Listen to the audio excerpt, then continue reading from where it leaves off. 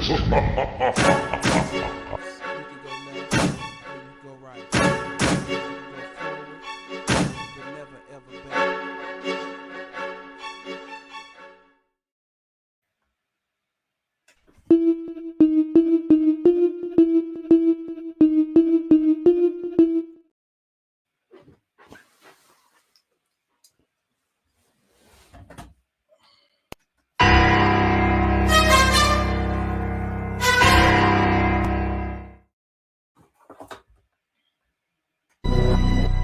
Yeah, just woke up. I ain't wake up. Beautiful day. I ain't feeling your side. King Chaka ENT. Y'all can check out the music on Spotify, Apple, and other services.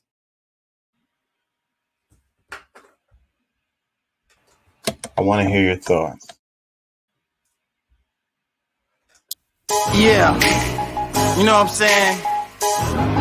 KCE, King Chaka.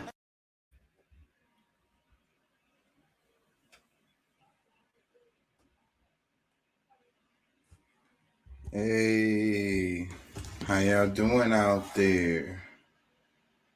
Remember, an educated and united public cannot be controlled.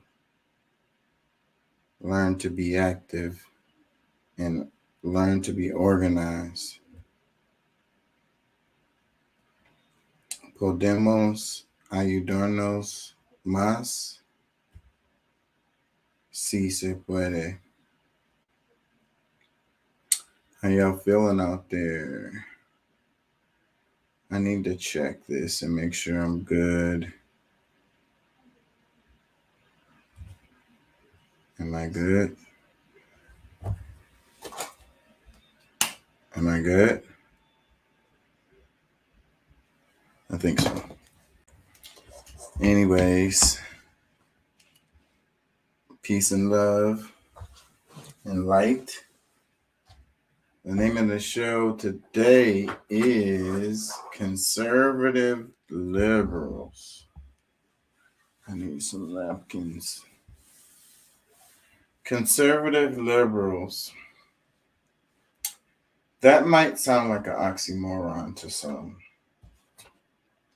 In our political climate right now, it's like you either have to be conservative or you have to be liberal. But what I be saying all the time is no one falls completely in conservative and completely in liberal. No one fits that. It's kind of the dynamic that they want to create, these boxes that they want us to be in, and it's really an illusion. No one is exclusively conservative or exclusively liberal. It's like the Republicans or Democrat. You have to be one or the other. You know what I'm saying? The independents, the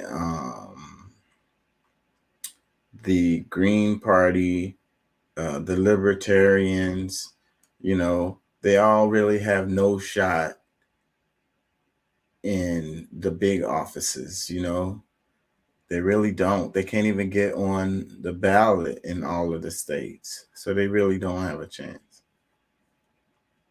So that's what forces people to choose either Republican or Democrat. And then they got it set up where if you're a Democrat, you're supposed to hate the Republicans. And if you're Republican, you're supposed to hate the Democrats.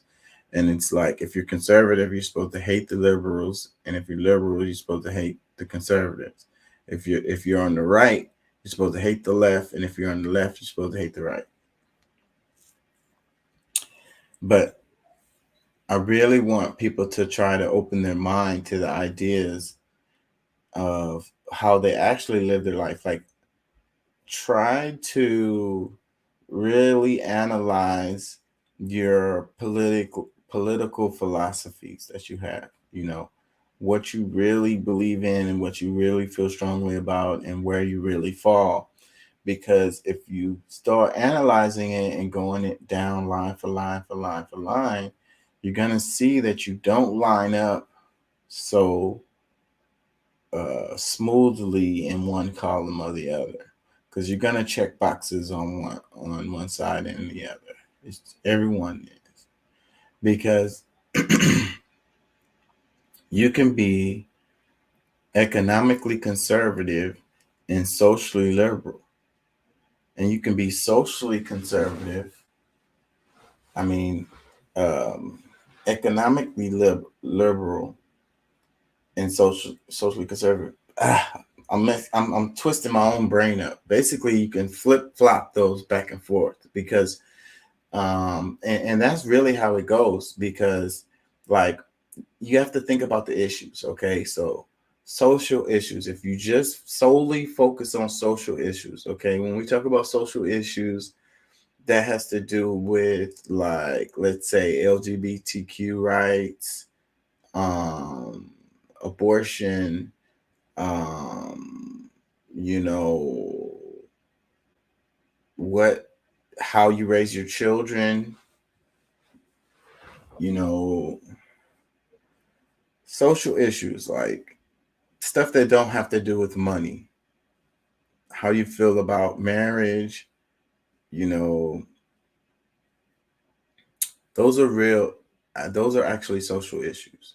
People sometimes may think it's conservative when they're talking about that, but you can be you can be conservative socially, and you can be liberal socially.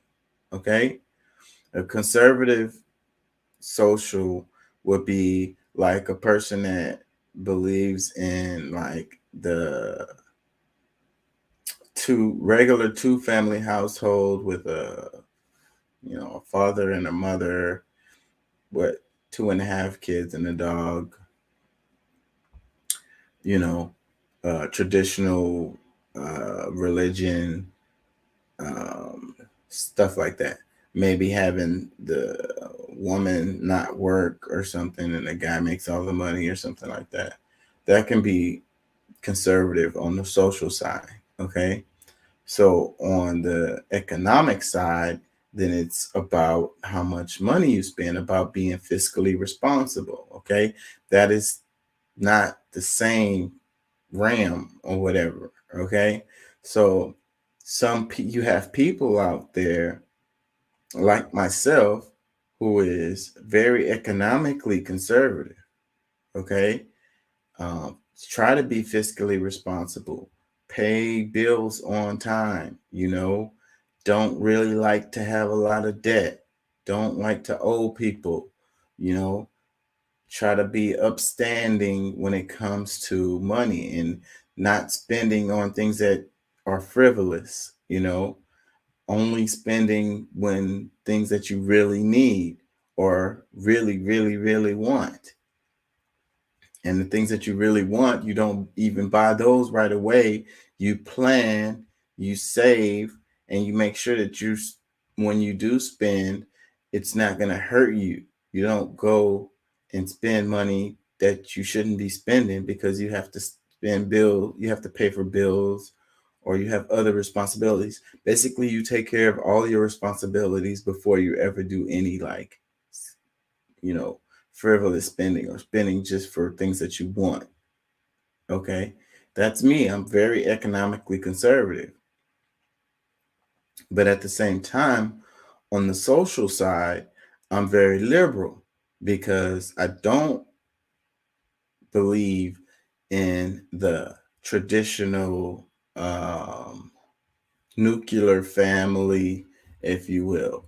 You know, I I'm very sympathetic to polygamy and polygyny. You know, I don't care what your sexual preference is, or what you're doing in your household sexually, like who you are attracted to, or what you're doing in your bedroom. I do not care, you know, and I don't think that that's none of my business, you know.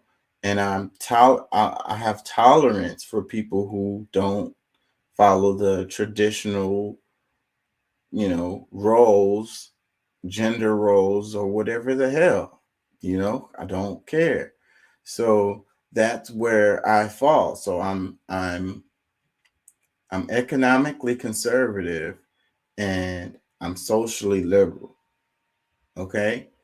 So, and if people break down themselves in that way, they'll understand that so if I'm economically conservative and I'm socially liberal, does that make me fall on the right or on the left?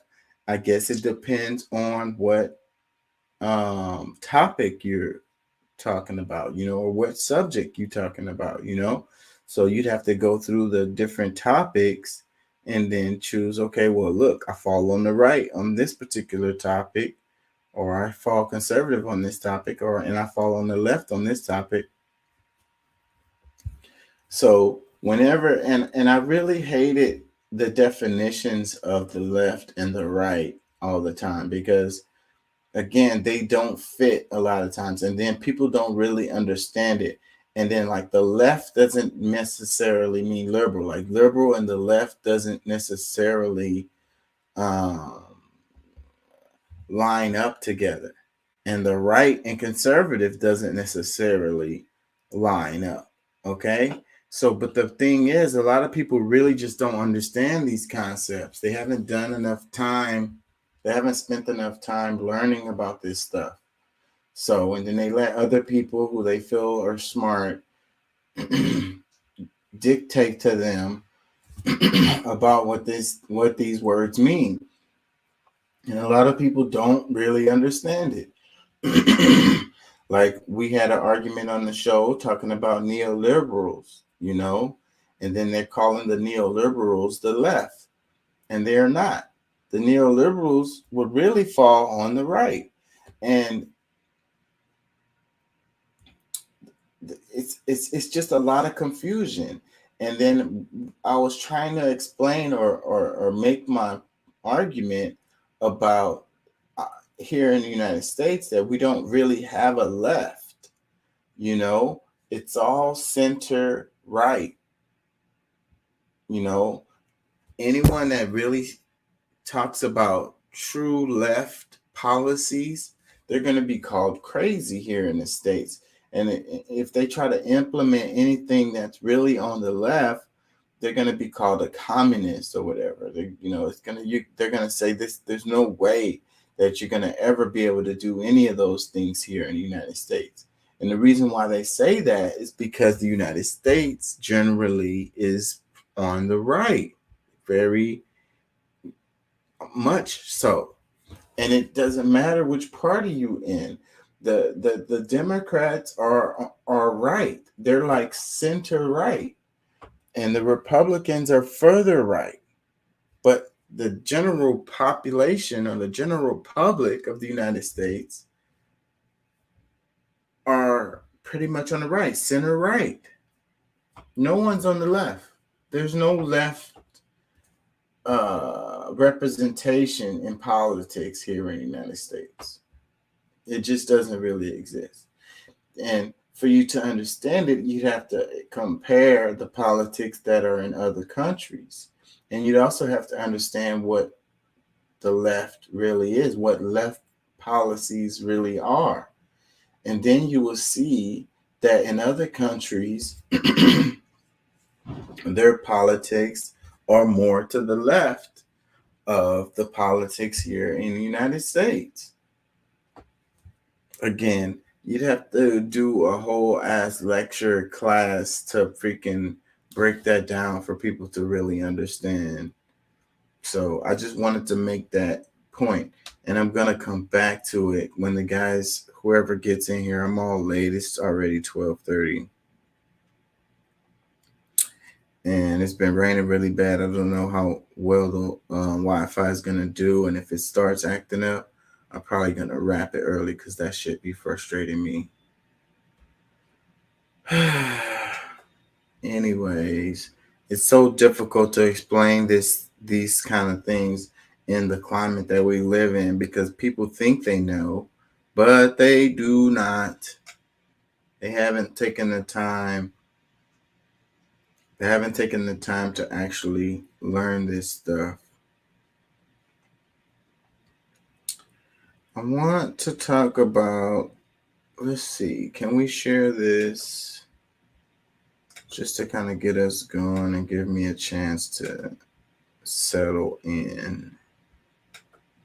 The dude Proswell from Michaels from the Fugees. I'm a big fan of that band, that rap group, the Fugees. The Fugees is Lauryn Hill, Pras, and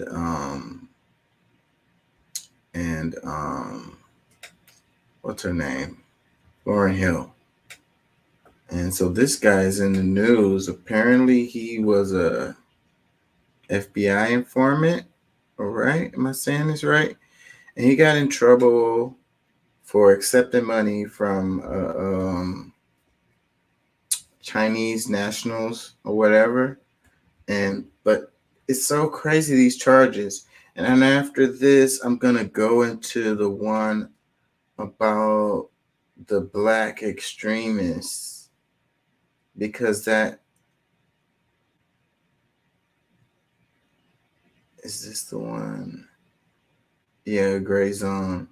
Because this is kind of crazy, and I think it's kind of related because it's not adding up, you know. It's not adding up. Anyways, we're gonna start with this, and then I'm gonna go into the black radicals.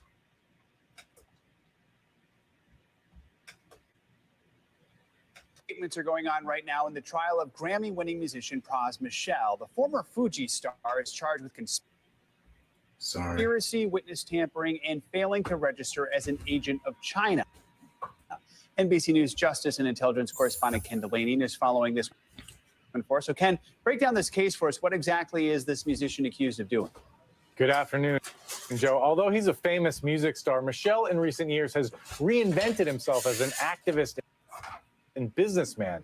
And the allegations in this trial focus on work he did on behalf of Joe Low, a Malaysian mogul and international fugitive wanted for allegedly stealing billions from Malaysia's sovereign wealth fund, 1MDB. Low is also charged in the case, but he's a fugitive believed to be living in China.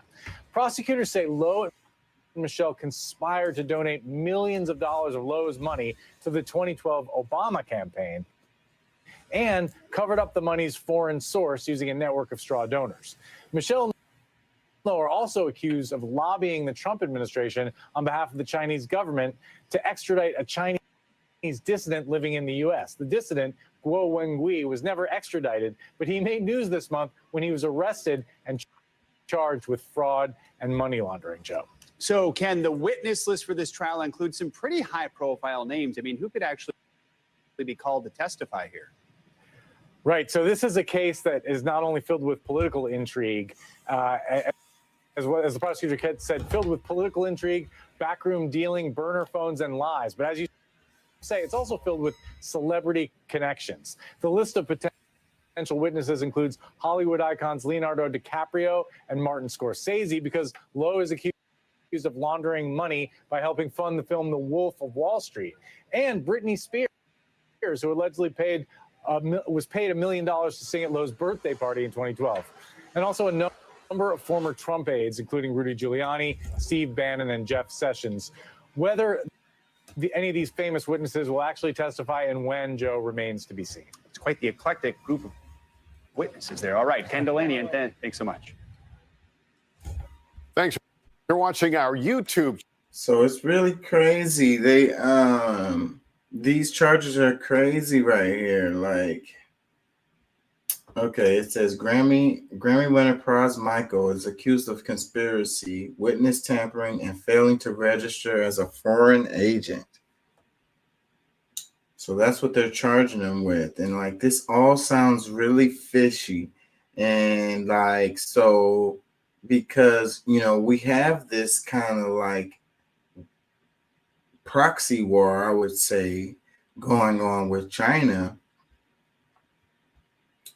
And this is not making sense to me. Let me read some comments. It says, Praz attended Yale, became a rapper, built connections in the celebrity world, got into politics, worked with the feds, and tried to get money with Chinese criminals stealing billions. I'm impressed.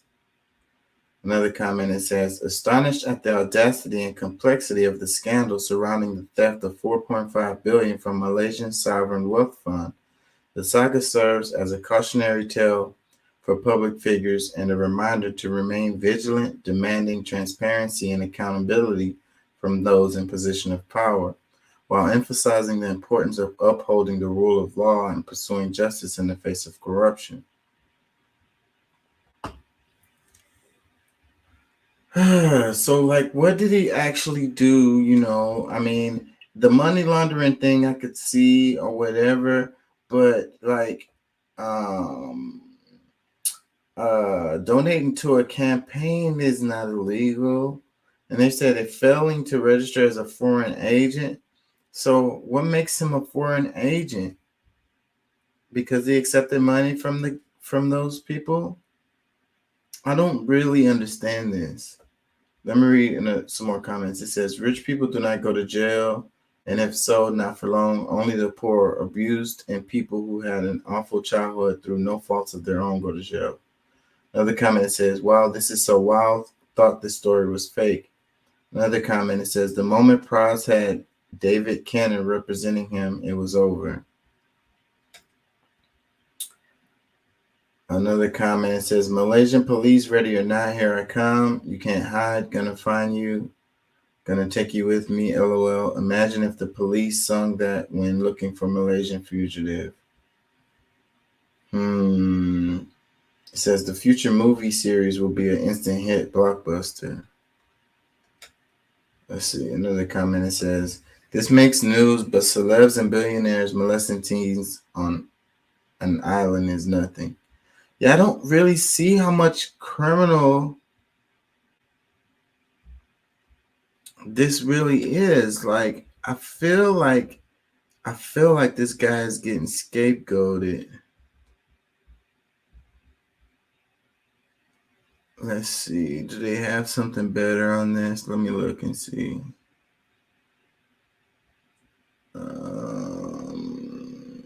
TMZ. Hold on.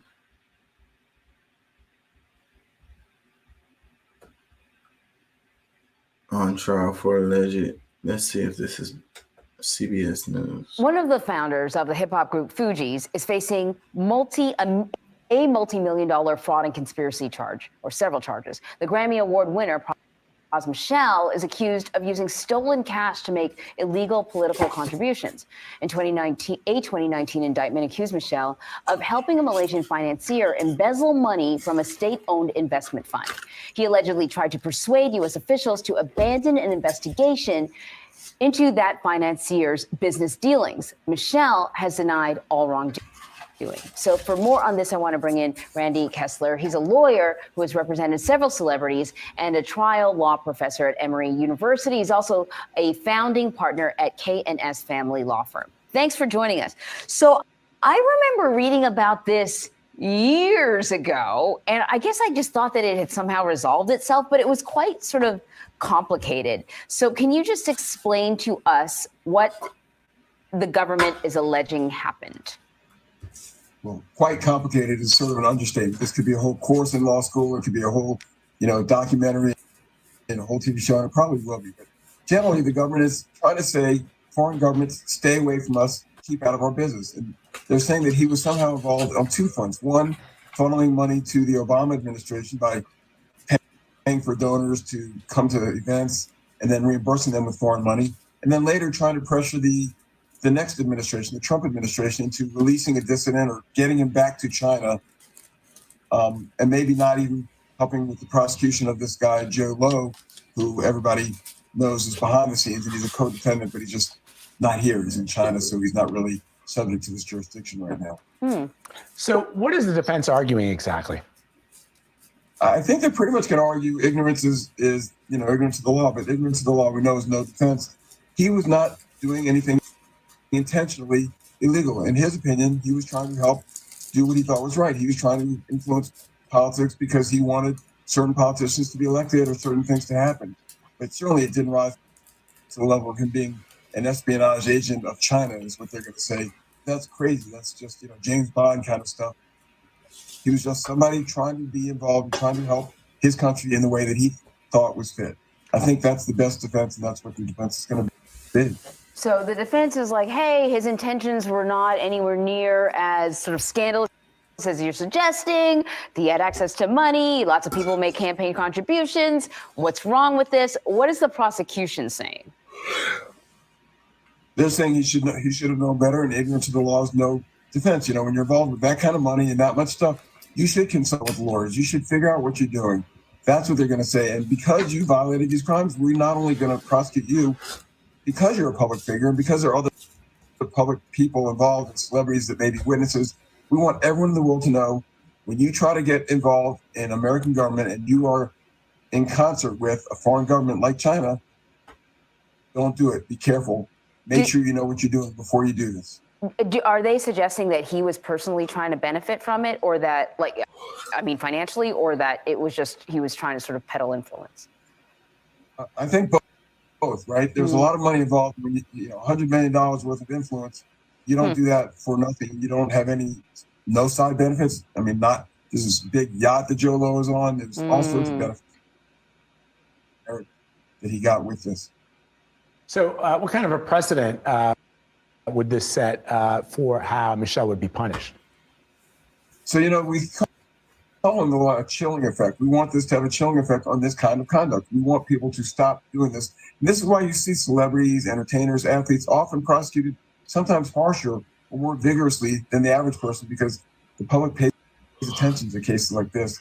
The federal government wants the public to pay attention to this and say, if you know of anybody, anything like this, or it even sounds or smells fishy, stop. Talk to a lawyer. Talk to law enforcement. It sounds like what he just said was that they're making him a scapegoat. This kind of thing happens all the time. Like, how much money money is getting poured into these. What I was saying for the longest was that, with the Trump election, everybody was screaming fraud and, all of this going on, improper things happening with the election. But I'm not hearing people talking about, I don't hear enough of people talking about, let's change this stuff so that, you can't have people influencing the election one way or the other, or doing stuff that's shady. They're talking about missing ballots and dead people voting and whatever the hell. But what about all the money that gets poured into these elections? Like, this is what really drives who wins in a lot of cases. It related to the ads that's going on, and anybody can donate to these elections. And people, they talk about George Soros and all of these. And then you had the FTX thing that happened. This guy was putting money on both sides of the election. And he got in trouble for other stuff. He didn't get in trouble for that. So I don't really understand what it is. And then it's like, well, maybe because it was China, like he had some kind of connection with a guy in China. He had money from a guy in China. And I think that is the key for the reason why that they're persecuting this guy, because of it's really kind of an attack on China. Like, China is the enemy or whatever. And then they're using this guy as a scapegoat. Like, all the other people, if they are freaking indicting this guy for this, there's a whole list of other people that should be indicted too. This whole thing sounds real fishy. Let me hear what Roland Martin said on it. Pras Michel, one of the founding members of the Fugees, he's headed to prison today, convicted on 10 counts in a scheme to help China influence the U.S. government. Federal prosecutors allege that Low, take Joe, also known as Joe Low, paid Michel millions to help launder money Low had allegedly embezzled from a Malaysia-owned investment fund. The alleged scheme involved payments to Barack Obama's 2012 presidential re-election campaign and efforts to convince the Trump administration to extradite a Chinese national Again, Michelle faces 22 years in prison. This was a really a strange trial to run. People might remember that was a Super Bowl commercial that Praz had taken. It was like a $5 million Super Bowl ad for this content company where they were going to be making cell phones, and the sales from the phone were going to create Black content. And I always thought it was strange because they ran a Super Bowl ad and the site wasn't even live yet. And in fact, and I remember, and I forgot what it was called. I think it was called Blacksure or something like that. And I remember actually getting with their PR people and doing a phone call with him about it. And it seems that all that money that was coming in with the stuff like that, now he going to prison. Ooh, man, I actually did a little bit of research on this case a couple of days ago, and it seems to me like, honestly, Praz got in deeper than he could really swim in, got in some water that he couldn't really play with. The people who he was associated with are some real heavy hitters, and they were going around buying a lot of influence with a lot of people, whether it was the Kardashians. If you take a look at this Asian businessman's Rolodex, it's crazy. It's pretty much all the A-listers in social media and in pop culture and hip hop and stuff. And I think what he was trying to do was trying to figure out a role for himself outside of music, as trying to make himself sort of like a cultural ambassador and try to be somebody who can broker deals. But if you don't know the water you're playing with in that, it's best to leave that alone unless you got a team around you who really knows how to navigate that. What he did wasn't really a unique thing as far as like trying to broker influence and be sort of like a fixer to introduce one person to the other. That's what I'm saying. But when you're starting to play around with people who don't play on the same level that you play with, when they're dealing with governments and they're dealing with presidents, and if you're not on that level, it's best to leave that alone until you know what you're dealing with. I think I'm not saying he didn't do some of the things they're convicted him of, but I think he's becoming a fall guy for some other people's influence. That's what I'm saying. Well, look. Here's the deal, Rebecca. This guy here cost Malaysia billions of dollars. There were other people who went to jail as well. Look, when you start taking money and you start talking about influence, you got to register as a lobbyist of a foreign interest in this country. Yeah, he was in real deep, and now he about to head to prison. Yeah, and it's really unfortunate. I would say for any celebrity, any person who wants to get involved with politics, especially when it comes with money, you really have to make sure, like Terrain was saying, you have to make sure that you have folks around you who have experience in that and know exactly what they're doing. I mean, we just saw Congressman Jeff Fortenberry also get in trouble for taking money. I believe it was from a Chinese national that went directly to his campaign. So he got convicted. So it's, we're seeing that the Department of Justice is cracking down on this. And I would tell people, especially going into the 2024 election cycle, if you want to raise money for any particular candidate, if you've never done it before, you need to make sure you seek out professional advice, because we're seeing a steady increase of foreign nationals and foreign governments actively interfering in our election system.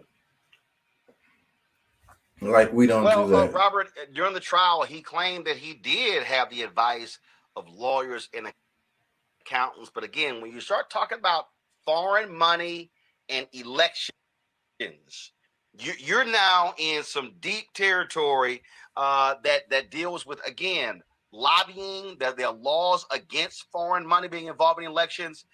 And so this was, the prosecutors laid out a very strong case against him. And it's so hypocritical. I mean, how much does United States, people in the United States, spend money to influence elections around the world? We go as far as causing coups. I mean, they're choosing this guy, to hold this guy accountable for something that they do all the time. And I really just don't get it. I feel like, this guy has been railroaded and scapegoated in this situation. He was used. Maybe he was used by the Chinese nationals, but the dark money that comes into these elections, like a lot of times you don't even know where that money is coming from. It totally could be coming from somewhere else around the world. It happens all the time. If we really want to improve our elections, the integrity of our elections, then where the money is coming from, what money is being spent, who's getting it, that's what we need to be focusing on. I think that the people that's running for office shouldn't even be able to use. They should only be able to use money from regular folks, small donations, and then that'll keep that out. Huge amounts of money coming from wherever, God knows wherever, is not cool, and that's what the problem is. If we want have more integrity in our elections, then we need to look at where the money is coming from, and then a lot of times you can't even figure that shit out. It's dark money. That money is coming from overseas. That's where it's coming from. It's not as easy, Robert, to simply say, "Hey, I ain't no dog." So we just they never gonna get another Fugees album. Never gonna get a reunion tour. Nothing like that. You can hang that world tour up. That ain't happening. I just came from the Usher residency out there in Vegas. It's amazing. So the Fugees could do something like that, but no. Pras wants to pretend that he's part of the Kingpin organization. Now he done messed up everything for everybody else. That's just being selfish at the end of the day. You got to think about the rest of us who now, when we're in our middle ages, we try to see the old acts that we wanted to see back in the day. I'm not trying to get into Little Yachty. I'm not trying to get into Little Uzi. Okay, I'm done with that one. What's up, Pat? You there? Yeah, man. What's up? What's up? What's up, man? How you feel? You heard about Proswell getting in trouble? Pras from the Fugees? That's what they're talking about. Yeah, I heard about it. Yeah, I feel like the guy is getting railroaded, and it's really unfortunate. And to me, it sounds like somebody who used to work. He used to work for pretty much work for the CIA. Maybe not legally, like as a agent, but I don't know. Yeah, they said he was a CIA informant for years. Well, yeah. If he's an informant, I mean, I guess maybe they gave him or FBI informant, one of them. Yeah, whatever it is. I mean, they act like the dude going around ratting on his partners or something. I mean, well, who knows what? If you're an informant, you got to be, sharing some information that they want. So, but that was fine. I mean, it was until he started getting money from China, then now they got a problem with him. Now they want to lock him up for 22 years.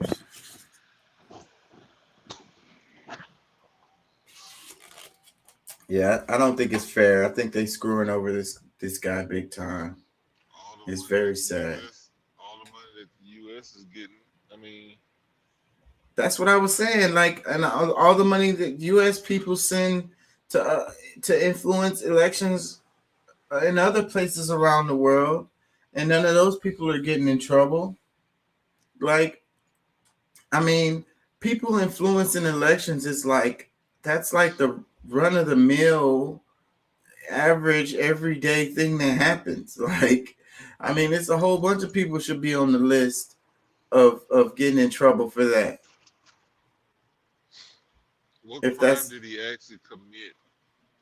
That's what I'm saying. It's hard to it's hard to put a finger on it. They're saying they're calling him he one of his charges is failure to register as a foreign agent or whatever. And then another one is related to money laundering.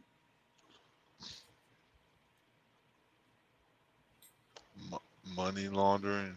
Yeah. Money laundering. Freaking the Ukraine war is a big money laundering scheme right there. Oh, shit. Who the hell's getting in trouble for that? Nobody. Nobody. It ain't right. It ain't right. I think part of it is that he's black. Another part of it is that he's a celebrity, and then the main part of it is we have this thing with China now, like we're attacking them in all different kinds of ways, and so they can't get at the specific China guy, so they get at the middleman guy to like send a message to China, like, don't be trying to use people to do this or whatever, because we on that shit right now.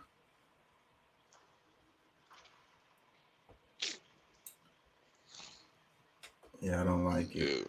Yeah, that's some BS. A whole bunch of BS, man. They railroad this guy. So, kind of related to this topic, did you see the video on the black radicals?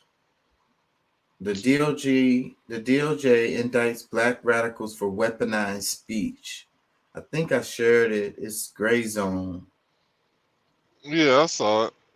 Yeah. Talking about the guys that they really, they're pretty much in so many ways saying that like pretty much like we're like black people or black men, I guess, are operatives for Russia if we speak against America, like actually being honest about what is going on or having a difference of opinion. That's pretty much.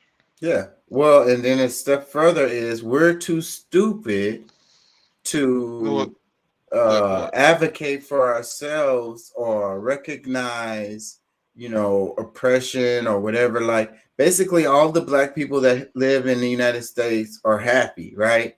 And everything is fine for them. So, but if they do say that things aren't fine, then they must be being influenced by Russia. They must be Russian agents. If they say that they aren't happy here, that it's some kind of oppression or unfairness going on, then because they're not smart enough to come to these conclusions on their own, so then they must be Russian agents.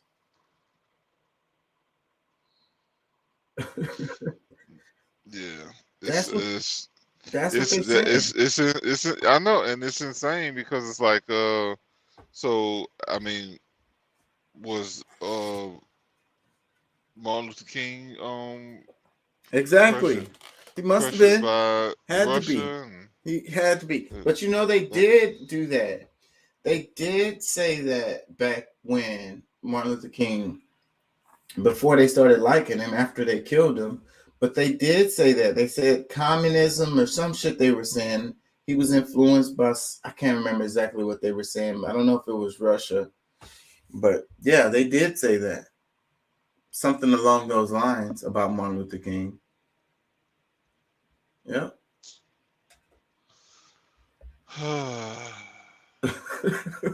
Let me play a little bit of this because they spell it out in this. I don't know what part it was. I think it was at the 14-minute mark. One of these videos, I remember 14 minutes. I wanted to 12 or 14 minutes was where they were saying it, but let's just play a little bit of this. Missouri, of members of the African People's Socialist Party. And this raid came in conjunction with an indictment of a Russian national for allegedly acting to sow discord in the U.S., the typical Russiagate playbook charges. And the African People's Socialist Party, their members were raided in these two states because they were basically named in the indictment as unindicted co-conspirators. An alleged Russian agent seeking to basically spread Kremlin propaganda in the U.S. And these members of the African People's Socialist Party were named in that indictment. Well, now, just this week, those members of that party, 4 members, 3 of them are current members, 1 of them is a former member, were indicted. And here's the announcement from the Justice Department. U.S. citizens and Russian intelligence officers charged with conspiring to use U.S. citizens as illegal agents of the Russian government. Defendants sought to sow discord, spread pro-Russia propaganda, and interfere in elections within the United States. So first of all, look at what the Justice Department says they did here. Sow discord and spread pro-Russia propaganda. Putting aside whether they actually did that or not, is that now illegal to, quote, sow discord and spread pro-Russia propaganda? And how can an American interfere in an American election? Exactly. And what's actually being done here is the Justice Department is using the Russiagate playbook, which is to basically smear anybody who dissents from the national security state as a Russian agent to go after black radicals. And if you read the indictment, they accuse them of not filling out a form as agents of the Russian government. That's the actual charge. But that's like the exact same charge that they gave Praz. He didn't fill out a form to say that he was a Chinese, he was working on the behalf of Chinese nationals or whatever the hell. It's basically the same. The content of the indictment is basically goes after the content of their speech. It mentions how they criticize the proxy war in Ukraine, how they point out that Nazis are incorporated into Ukraine's armed forces and we are funding those armed forces. It basically goes after the content of their speech.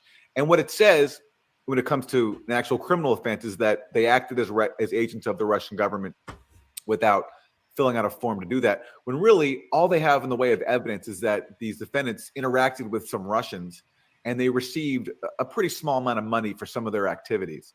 It's like several $100s, right? Yeah, and basically, but what they're doing though is basically sharing opinions that they've been sharing for their entire political lives. And one of the defendants is Amalia Shatella, who's like in his 80s. He's been an activist for decades, and he's been saying this. He's been criticizing the U.S. government forever. But now, what the government is basically saying that he's doing this at the behest of the Kremlin. And this is the result, the direct outgrowth of Russiagate, in which the national security state decided that basically whoever was not conducive to its interests, whoever was calling for diplomacy with Russia, whoever was challenging the imperatives of the CIA, that they were a Russian agent. And that's what they say every time, hey, they're a Russian agent. Hold on, let me see if I can find the part I wanted. About independent candidates from Ralph Nader to Jill Stein, they want to destroy them by any means. And let's take the charges at face value just for a second. Okay, so these black leftists are accused of taking, hundreds, maybe thousands of dollars from some Russians for political activities. When foreign governments like, Belarus or Russia or whoever else, charge people in their country with acting as agents of the U.S., the U.S. always cries foul and claims that this is, a crackdown on freedom. And the difference is that when the U.S. does it, they spend not hundreds or thousands of dollars, they spend tens of millions of dollars on trying to sow discord. And they do coups and everything. Let me see. What's this one? In some cases, billions of dollars on those activities. Yeah, April 18th, 2018, almost just a few days ago was the anniversary of April 18th, 2018, when gangs of hooligans took over large swaths of Nicaragua and laid siege to the country's economy and people, left hundreds dead in order to overthrow the elected Sandinista government, targeted Sandinistas across the country. This is something I covered, interviewed victims of the violence. This was spawned by the U.S. through meddling in Nicaraguan politics, civil society, media, by laying the groundwork for insurrection, in the words of a publication funded by the National Endowment for Democracy, the regime change arm of the U.S. government, which spawns coups, color revolutions, and topples leaders the U.S. doesn't like through elections all over the world. So the U.S. just be doing that like crazy, and then they're so hypocritical. Here they was talking about how the Democratic Party. Let's see this part. Is the real goals of Russiagate, which is to smear genuine dissent to the national security state. So their only response is silence. Yeah, silence from not just the people who are depicted here. Nancy Pelosi, Chuck Schumer, and Kente Cloth.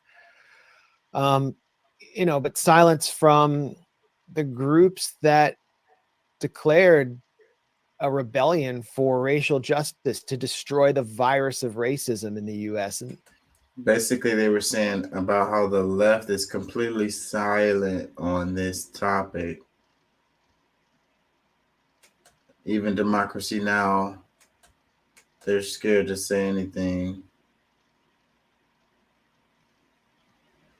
Hold on, what was this part? Hold on, y'all. Probably also, I would bet, based on my experience, I'm not reading the intelligence today or these days, but based on my experience, this is right out of the Russian playbook as well. But we can't allow the extremists, the foreign actors, to distract from the real problems we have in this country that are long-standing, centuries old, and need to be addressed responsibly by new leadership.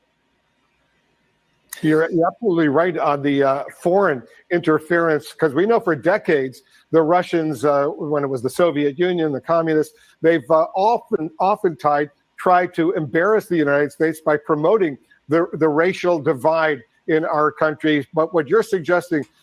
So, they're saying that, it's the other countries like Russia who's sowing the racial divide here in the United States. Like, we don't really have a racial divide. It's just artificially, promoted by the Russians. Happening at the highest level. So, yeah. I got that Kamala clip. It's a classic. Beautiful. So that's what they start to do. Right. That's what they start to do. They did it then, they will do it now. People have said, if you look at, for example, the heat that ended up around the bend the knee and Colin Kaepernick. Mm-hmm. Many smart people have said it actually was not a thing. The Russian bots started taking that on. Yeah. You feel like you're being targeted by Russian bots now? Well, we already know we are. Oh, so the Russians, they influenced Colin Kaepernick to take a knee. They even did that. It's so crazy. They got a clip from the guy speaking. Okay, that's what I want. Let me play this clip here. I don't know if there's any, but he's speaking against the indictment. Uhuru, as it has been said, my name is Omali Eshatella. I'm chairman of the African People's Socialist Party and chairman of the Black is Back Coalition for Social Justice, Peace, and Reparations. On July 29th, at 5 o'clock in the morning, pre-dawn, an army of assault weapons toting, camouflage wearing military forces identifying themselves as the FBI attacked my home. They used flashbang grenades, armored vehicles. They threatened my life and threatened my wife. They used drones. This was in St. Louis, Missouri, the most economically depressed sector of that city. At the same time, on the white side of St. Louis, they attacked a movement, Solidarity Movement, and they used battering rams also there, knocked down doors. They held people hostage, handcuffed at gunpoint, as they did me and my wife, whom they handcuffed and zip-tied in front of our homes.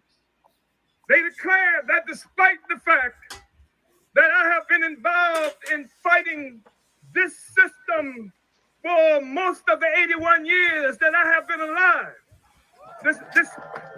despite the fact that I have opposed every predatory war that the United States, which, by the way, is the strategic enemy of all of humanity, despite the fact that I have always done that they have declared that black people are so stupid that it takes Russians to tell us that we are oppressed. I have never known a moment of black freedom for my entire life.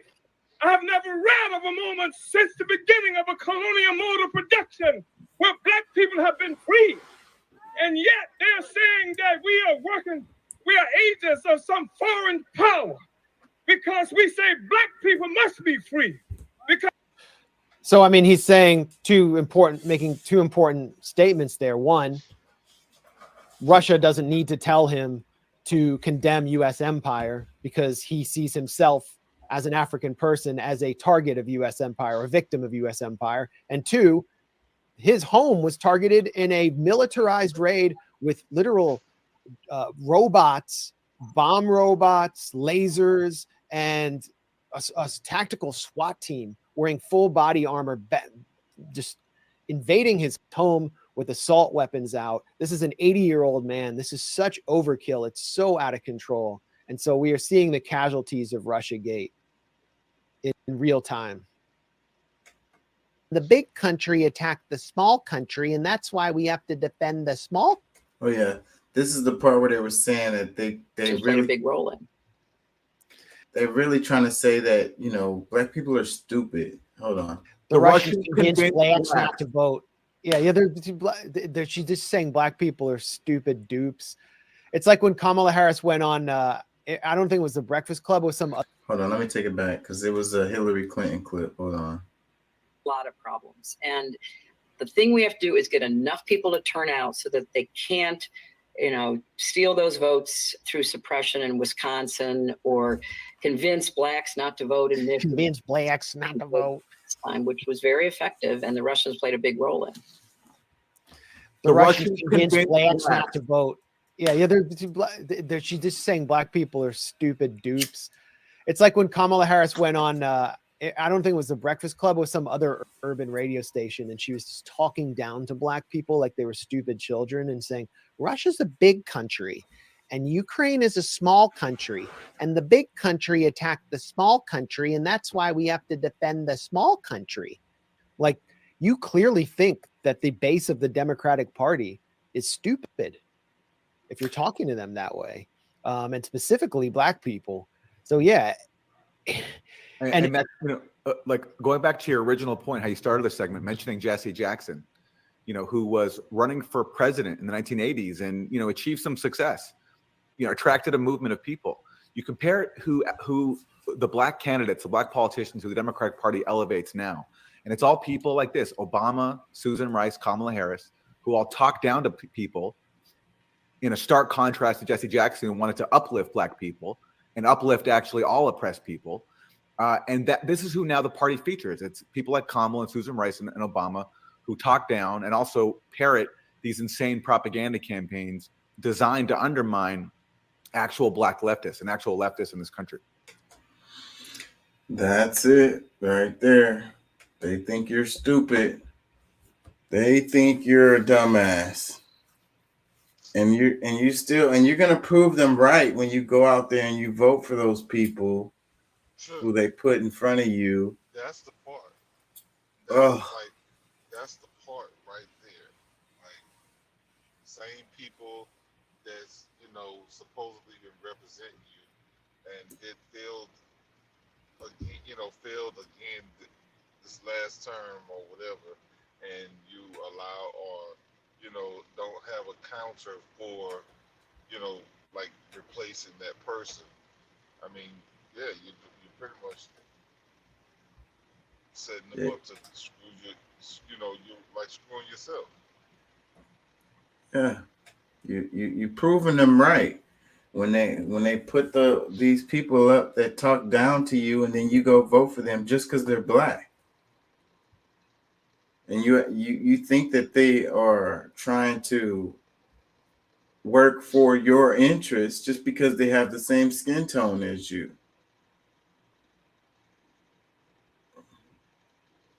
They think you're stupid. And it's sad. It's super sad because it's going to happen again. Like we was talking when we were texting, I could totally see it happen. It's gonna happen again.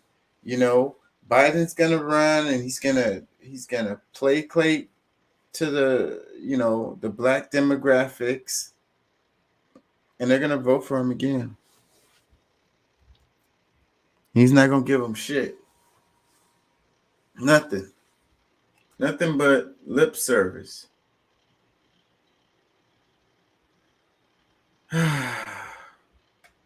Frustrating. Anyways, the name of the show today is Conservative Liberals. And I talked about this before multiple times, but it's like the idea of a conservative liberal seems like an oxymoron. But what I was explaining was that I don't think that anyone falls solidly conservative or solidly liberal. We're all a mix of these. We're all a mix of left and right. We're all a mix of conservative and liberal, or you know what I'm saying? And they force us to fall in these camps of Democrat or Republican because those are the only two viable options that you have. Yeah. And they force you to demonize the other side. And that just keeps the status quo. That just keeps things going the way that they've been going. And that keeps them to continue to win. And then they go even further and have us fighting with each other on trivial ass issues that aren't going to have a great impact on anything either way. And we just argue and fight about that stuff. Meanwhile, the stuff that we agree on that we can actually be coming together to try to fix, we're too busy fighting on this stupid shit. We're too busy fighting because it's like, oh, you're a liberal, so I can't listen to you, or oh, you're a Democrat, I can't listen to you, or oh, you're a Republican, I can't listen to you. It's divide and conquer, and it continues to work. Are those fights really happening? Yeah, I mean that's all I see. I don't see nothing else. So there's people that's like don't want to really deal with you because you're a conservative, liberal. Well, what I was explaining at the beginning is that I would consider myself economically conservative and socially liberal. And what I'm trying to explain is that everybody falls into the boat, some kind of mix of those like that. But in the politics, in the media, you have to be one or the other, and you have to demonize the other side, and you're not supposed to listen to the other side. You have to pick your team. I don't know if that's I mean, for me, I don't know. I know personally, like, I'm way more open-minded than that, and my viewpoints are more vast and wider than that. So even though, because I don't know if I was the first one to use that term, a conservative liberal, because I've always said that's how I've, would not introduce myself, but I've given myself that mantra pretty much because that's kind of how I fall in my politics, because I see it from both angles, and but I think a lot of times, like for me, if I talk about one side, it means that I'm against or I'm for the other side. Like, well, no, I mean, no, both of them are assholes. I just feel like at the moment, this right here is what like something to at least give credit to this side for at the moment. And it's like, because I mean, they're bad actors on both sides, but a lot of times that's not really seen to the same way that I feel it. Like, it's when I express it, I think that people really kind of, they're confused by it because, oh well, you kind of, I guess maybe I sound like I'm being two-faced or something. I don't, I'm not really sure, because I mean, I at the point, like right now, I really have been hard on the Democrats because, shit, I'm pissed off with them. You know, they've done a bunch of things that I don't agree with, and like some of the things that follow and decisions, how the effects that come from some of the decisions that's been made has really made problems that I think aren't seen by everybody. Because I mean, I just feel maybe I'm more in depth than the average person. So I think people are confused because I'm not really a Republican. Like, I mean, really, I'm registered as an independent, so I'm really kind of in the middle anyway because I don't want to take a side like that. I knew I was being forced to do that.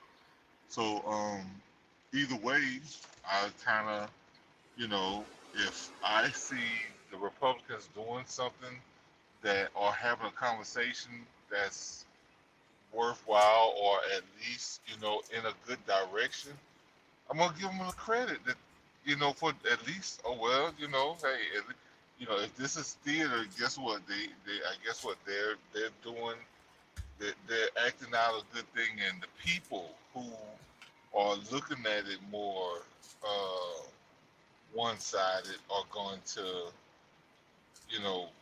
because I don't know. I mean, I guess it's weird for a black person to somewhat appreciate Republican or conservative values. I mean, because really, I'm more on the conservative, somewhat liberal. Because I mean, honestly, like I might be more conservatively social and liberally on liberal on my finances. Because shit, I don't give a damn about no damn money. I get it and spend it and get more. You know what I'm saying? Yeah. But Yeah, so they force us to be on one side or the other. they don't. We choose to be on, like we do it. They not making us do anything. We are the ones that do that. Not, and I mean, I'm not me. I don't feel like I do personally, but yeah, I mean, and maybe to some on certain issues, I lean more one way or another. I mean, when it comes down to it, yeah, I guess we do choose to some extent, but it's not, Democrat or Republican. It's more right or wrong. Who's right on this situation? Who's, what I'm saying? Even if they, if it's supposedly some bullshit, well, the argument that they're making is more on the end of right than it is wrong. And that's where I usually stand, because I want to be more on the side of right than being, I want to be a part of the solution than a part of the problem. And whoever's standing in, the direction I think is going in a good direction, that's who I'm going to stand with at that moment. But then I might switch lines and be over. Oh well, no. Oh well, when we're talking about this conversation, no, they're the one that's leading here, and I want to support them with this issue because this makes more sense and this is what's more right. So let's go into this immigration topic because it's in the news. Let me see. Do they talk about it here? They're showing. I'm gonna be listening. I might mute for a minute because I gotta go inside of the store, but I'm definitely here. I'm listening. All right. So it says migrants make dangerous Rio Grande crossing on inflatable rafts. These are pictures of it. RT posted this.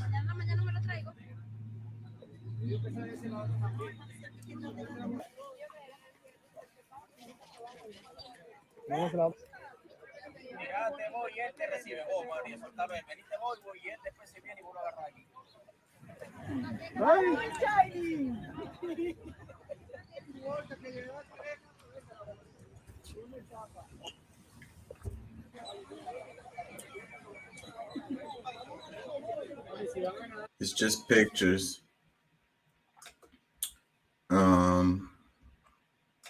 This is in the news right now. Well, let's see what it says. It says dozens of migrants from Latin America have made the perilous journey across the Rio Grande River on the U.S.-Mexico border. Many more are expected to attempt the risky crossing in coming months. So this is back in the news again.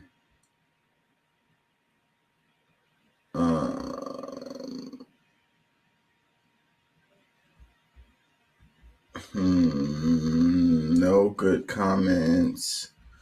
Democracy Now! On their overall video they did at the beginning of it, they talked about it. Let me go to that right quick. Let me see. Here it is. Am I sharing? Hold on, y'all. Let me share. 1 second. The Biden administration's announced Now I see it. processing centers across Latin America where asylum seekers would have to request permission to come to the United States, blocking tens of thousands from seeking relief at the U.S.-Mexico border. The first processing centers will be located in Guatemala and Colombia. Migrants from Latin America and the Caribbean will be forced to journey to one of the nearest centers to start an asylum application or ask for refugee status, to then be resettled to either the United States, Canada, or Spain. The U.S. has agreed to take in 20,000 refugees over the next 2 fiscal years, while doubling or tripling the rapid deportations of migrants who are deemed not eligible to enter the United States. Homeland Security Secretary Alejandro Mayorkas and Secretary of State Antony Blinken laid out the sweeping measures Thursday threatening migrants at the southern U.S. border with harsher consequences, including possible criminal charges. This is Mayorkas. Beginning on May 12, we will place eligible individuals who arrive at our southern border in expedited removal proceedings. Those who arrive at our border and do not have a legal basis to stay will have made the journey, often having suffered horrific trauma and having paid their life savings to the smugglers, only to be quickly removed.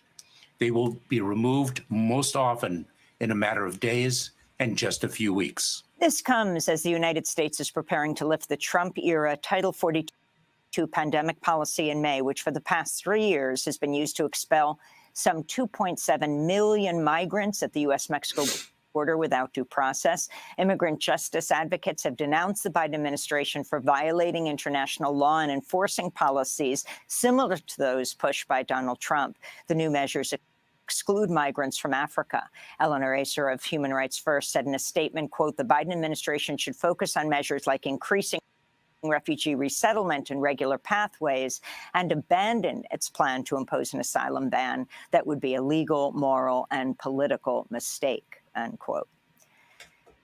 So they're going to be doing it expeditiously, is what the guy said.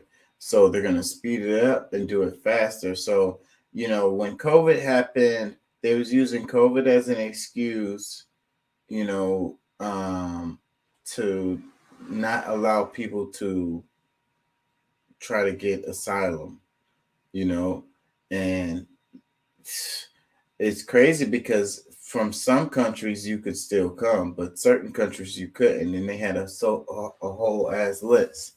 And then so now they're gonna, the Title 42, the one related to COVID, is they couldn't keep on you know, making the date later and later and later, which is what they were doing. So that's over. They can't do that anymore. So instead, that's gonna end, and then they're gonna do harsher policies related to this. You know, like she mentioned, completely excluding anyone from Africa. They've always done that. I'm sure Haiti is on that list too. Yeah, So, and I mean, I that's one of the things that I never really understood. That, like, you know, when it comes to immigration, we've never made any argument. You know, we've always allowed them to, you know, say who's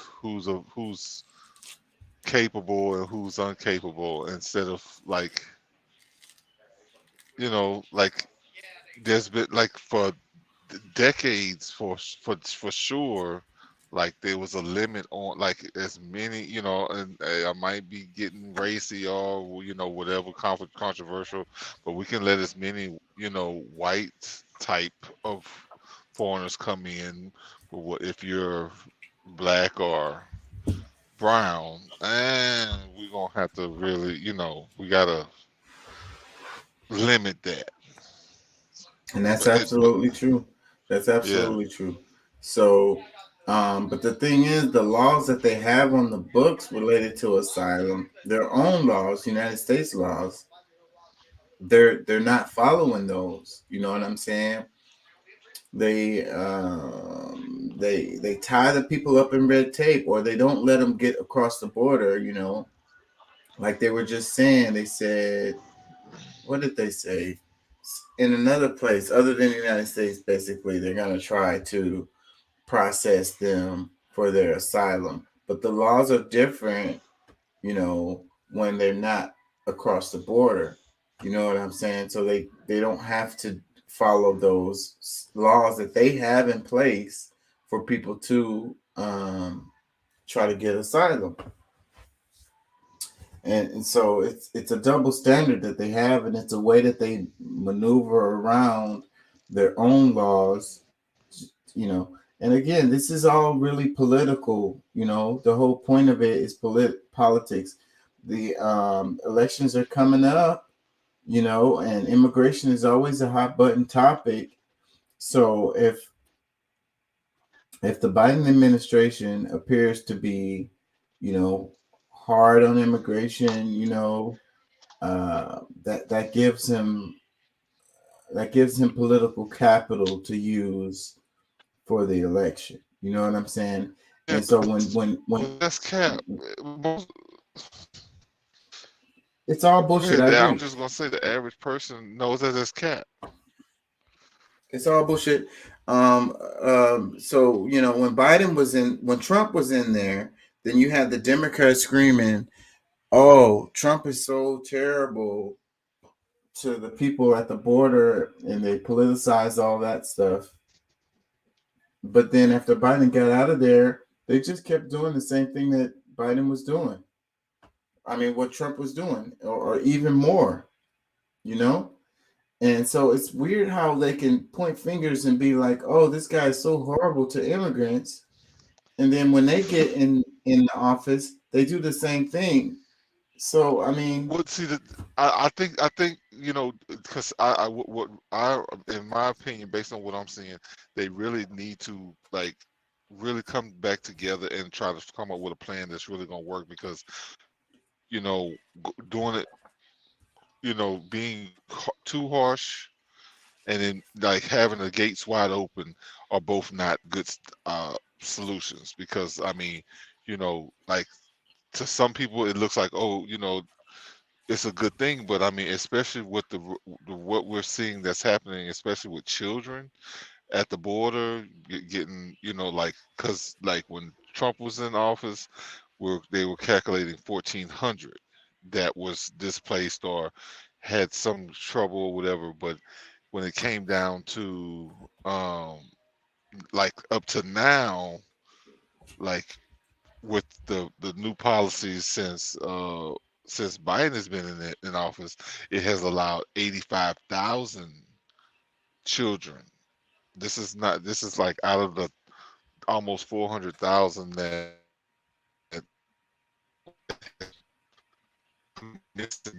children are 85,000 of those. So I mean, because they said it's at least 2 million or more that they can count that they know has made it into the country. But out of all of those, the 85,000 children that they can't even say what, they don't even know where they are. Yeah, they lost a bunch of kids. That's unacceptable. They lost a bunch of kids. They lost a bunch of kids when Biden was in office. They lost a bunch of kids when Trump was in office, and they lost a bunch of kids when Obama was in office. Well. See, literally lost the kids. Literally they're lost. They have no idea where they are. like no check-in, no nothing, it was just whatever.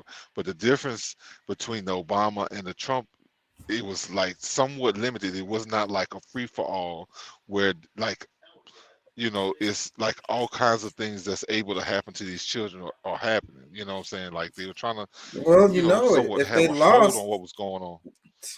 what the hell? You don't even know where they are. You definitely don't know what's happening to them. Or maybe you do. You just don't want to Well, admit it. well, we'll see. But that's the thing. That's why I say it opens the door more for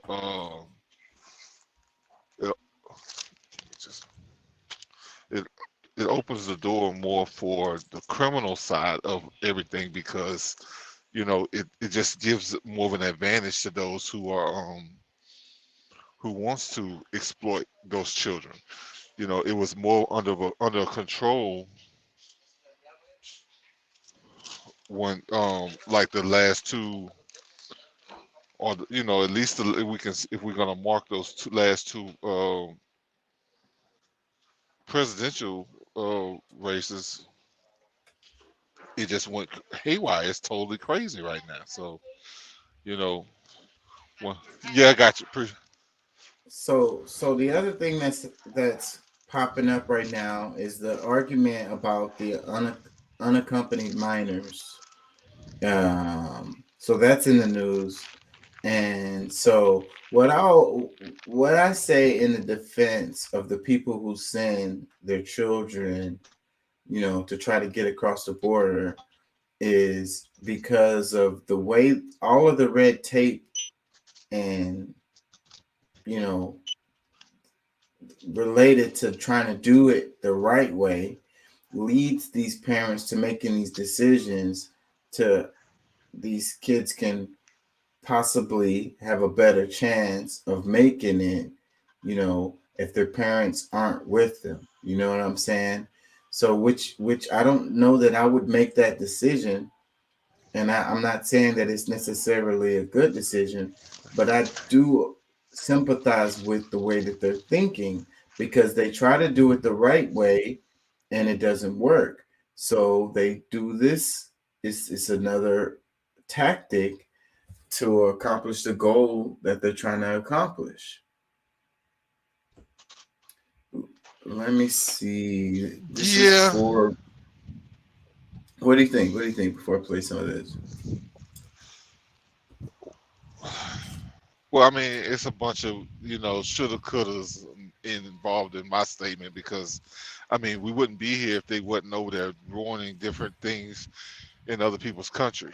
And that's, I guess, the deeper part of what's going on. But, you know, I understand to some extent, you know, because they know the type of things that they've done, that they're just like, okay, well, they need somewhere to go because how bad it's turned out in their own countries. But, you know, I hate to say it, but the United States is a big part of why things are fucked up in their own country. And, you know, well, like I said, they're trying to make a way for them to come in or have somewhere to go. But at the same time, it's creating even more problems or just as bad as a problem that they had at home. So it's not really solving anything, you know? Yeah. It's so sad. But what I would say is that, you know, I think, you know, the United States is already made up of, it's a country of immigrants, you know, it really is. And so, you know, we have this economic system called capitalism that needs consumers. And I think if they was looking at this in an economic way, they could see that they could benefit from a lot of these people coming over. You have more people buying stuff. You know what I'm saying? It's real simple. And it's not like we don't have space. There's well, They no, don't no, think no, that no. they're keeping that in mind already. They're They're absolutely keeping that in mind. They're That's keeping it in one mind side of because that. a lot of the money that these new immigrants spend goes back to their home country. It gets pulled out of America and sent back home. You got to remember that factor too. That's part of the economics that they're figuring in. Of course, they want a bigger tax base, and they want these immigrants to come in and read and make more American citizens, so we can spread our national debt out amongst even more people. But listen. The part that y'all are forgetting is that the people that they're allowing to come in is gonna be more, because y'all hitting it somewhat with the taxes and this, that, and the other, but actually people who are gonna work for what they want to pay people for certain jobs that Americans would, or North Americans wouldn't accept, because like there's people working at the chicken plants and just these different corporations are able to utilize the work of these people. And guess who has traditionally been doing those jobs for the last 20 to 50 years? Yeah, those same people. So, but look, if they allow them to be legal, no, actually, all the jobs that are being taken, the jobs, of course, all of those. But now, a lot of the jobs that were taken by the black community previously have been, because now the Americans of all colors are too proud to do that kind of work. Yeah, well, they don't want to do that work. But it's a matter of being too proud. It's like not being able to raise a family on what they want to pay. You can't pay your bills and stuff. So, but if they allow those people to be legal, they're going to be taking taxes out of their money anyway. So even if they are sending money back home, I don't think that would be the majority of the money anyways. And that's happening regardless. Even the ones that are legal that are over here, let's forget about the people south of the border. Let's talk about Iranians or people from other countries around the world, not southern United States people. How much money are they sending back home? Venezuela, almost every Venezuelan in the U.S. sends 20 to 80% of their money back to their people, because $20 there, American, is like $200 here, easy. So, but look, how many and then of course, Iranian? it takes 80% of that before they give it to the person that they're sending it back to. I mean, but you can name an immigrant from a different country, and those dynamics are going to be, similar. I don't think that it's a big difference, and I don't think that that's really affecting the economy in the way that they want to make it look like it is. I think that these people come over, they're going to be spending a lot of money here. They have to spend money here. They got to buy food, they got to pay rent, they got to buy a car, whatever. They can't buy a car in Mexico from the United States. You get what I'm saying? Like it's gonna, regardless, it's gonna. Sure, they can buy it down there, slide down, pick it up, drive it back across, save about on a $30,000 car, save about $8,000 to $10,000. I think a lot of the cars end up going the other way. I've seen this myself. How a lot of cars go south. Our high-end cars go down there a lot. The workhorse cars, the standard beasts, not so much. There's rules. No, there's rules against. It's got to be a certain age, and certain age and miles and it's got to be over a certain amount, like 6 or 7 years. Old, and it can't be a Chinese-based car. 100.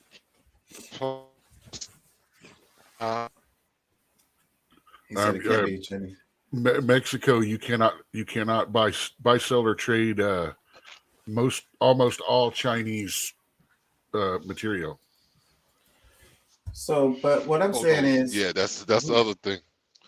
We have lots of space here. Like, we got open spaces here, and we also have lots of businesses that would love to have these people as consumers. It would help the economy. Let's play but some. Their homes are still left so screwed up to where they can't just focus on themselves just coming here. They still are looking at, okay, I got family that I need us, they got me here so that I could help get them here. You know what I'm saying? It's like the lottery. Like, okay, all right, look, you have a better chance of getting there, getting a job, blah, blah, blah. Everybody's going to put everything they have together now and pay these mules to get you across. You get there, you do your thing, and because if they don't, they gonna get their ass kicked. Like, as soon as they find them, like, they in trouble. So this has to happen. You know what I'm saying? I don't know. It's a lot more to it than meets the eye. Let's play a little bit about the unaccompanied minors. I didn't watch this, so I don't really know it. I know Katie Porter is probably going to say something good, but the other side is probably going to come from. Let's play this one first. Thank you, Mr. Chairman. Ms. Dunn-Marcos, thank you for coming here today. Sorry. You've just received a number of questions about your ability to vet unaccompanied minors, to respond to the overwhelming demand on your office to address what is a significant problem. I'm just going to ask you first, what are the very specific requests you would have in order to be able to, for your office to do its job to its fullest capability? What can Congress do for you? Thank you, Congressman. I think one of the issues that we are here about today is what happens to the children after they leave our care. I think the children are safe and well cared for while they are with ORR, and we do everything possible to release them to a well-vetted sponsor. And again, 85% close or immediate family members. I think one of the things that we appreciate Congress's support in expanding our post-release services.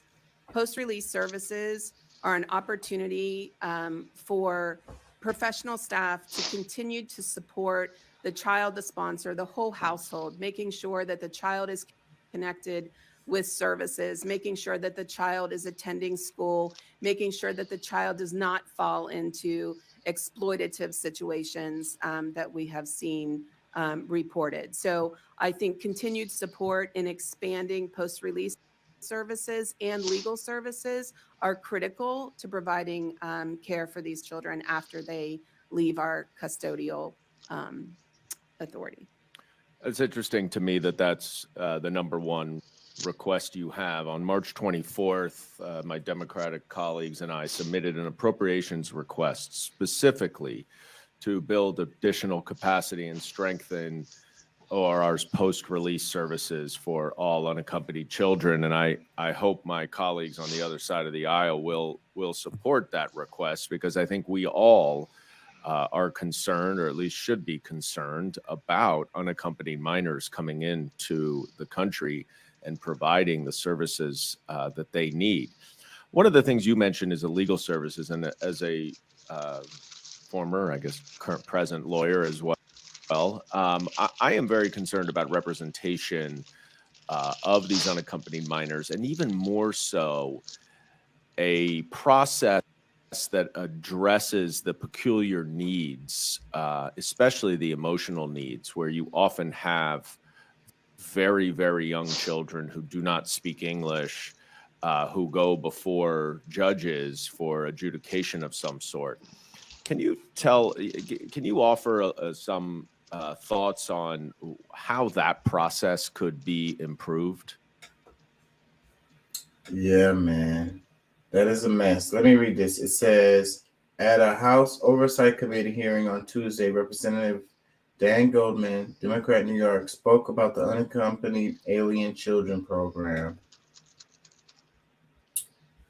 So it's like, how can they represent themselves? They don't even speak Let me read some comments. It says, you can close the border. That's how you can help her and us.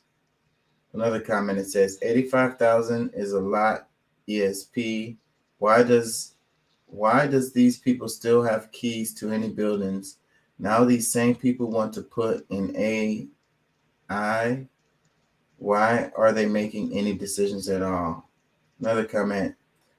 What is U.S. debt? The national debt. Who do we owe? What company would want to do business with us if we don't have money to pay them back? Never have I heard them say, F USA, they broke, they in debt. We ain't doing business with them. They don't have money. U.S. debt. It is the money that we don't have, but we keep printing anyway. It is the gold we don't have, but the machines are printing money. That's the debt ceiling in my eyes. We keep wanting to raise the debt ceiling and having Congress vote for it yearly. We want to control oil and being the only ones to prosper. We want to convince the world through a lie. We can afford to lie because we control the media and we dictate what is and what isn't a lie. We need to control the whole world, and we need to print money to grease the hands of presidents we choose after revolutions we bring to those who don't obey us. We need to raise the debt ceiling.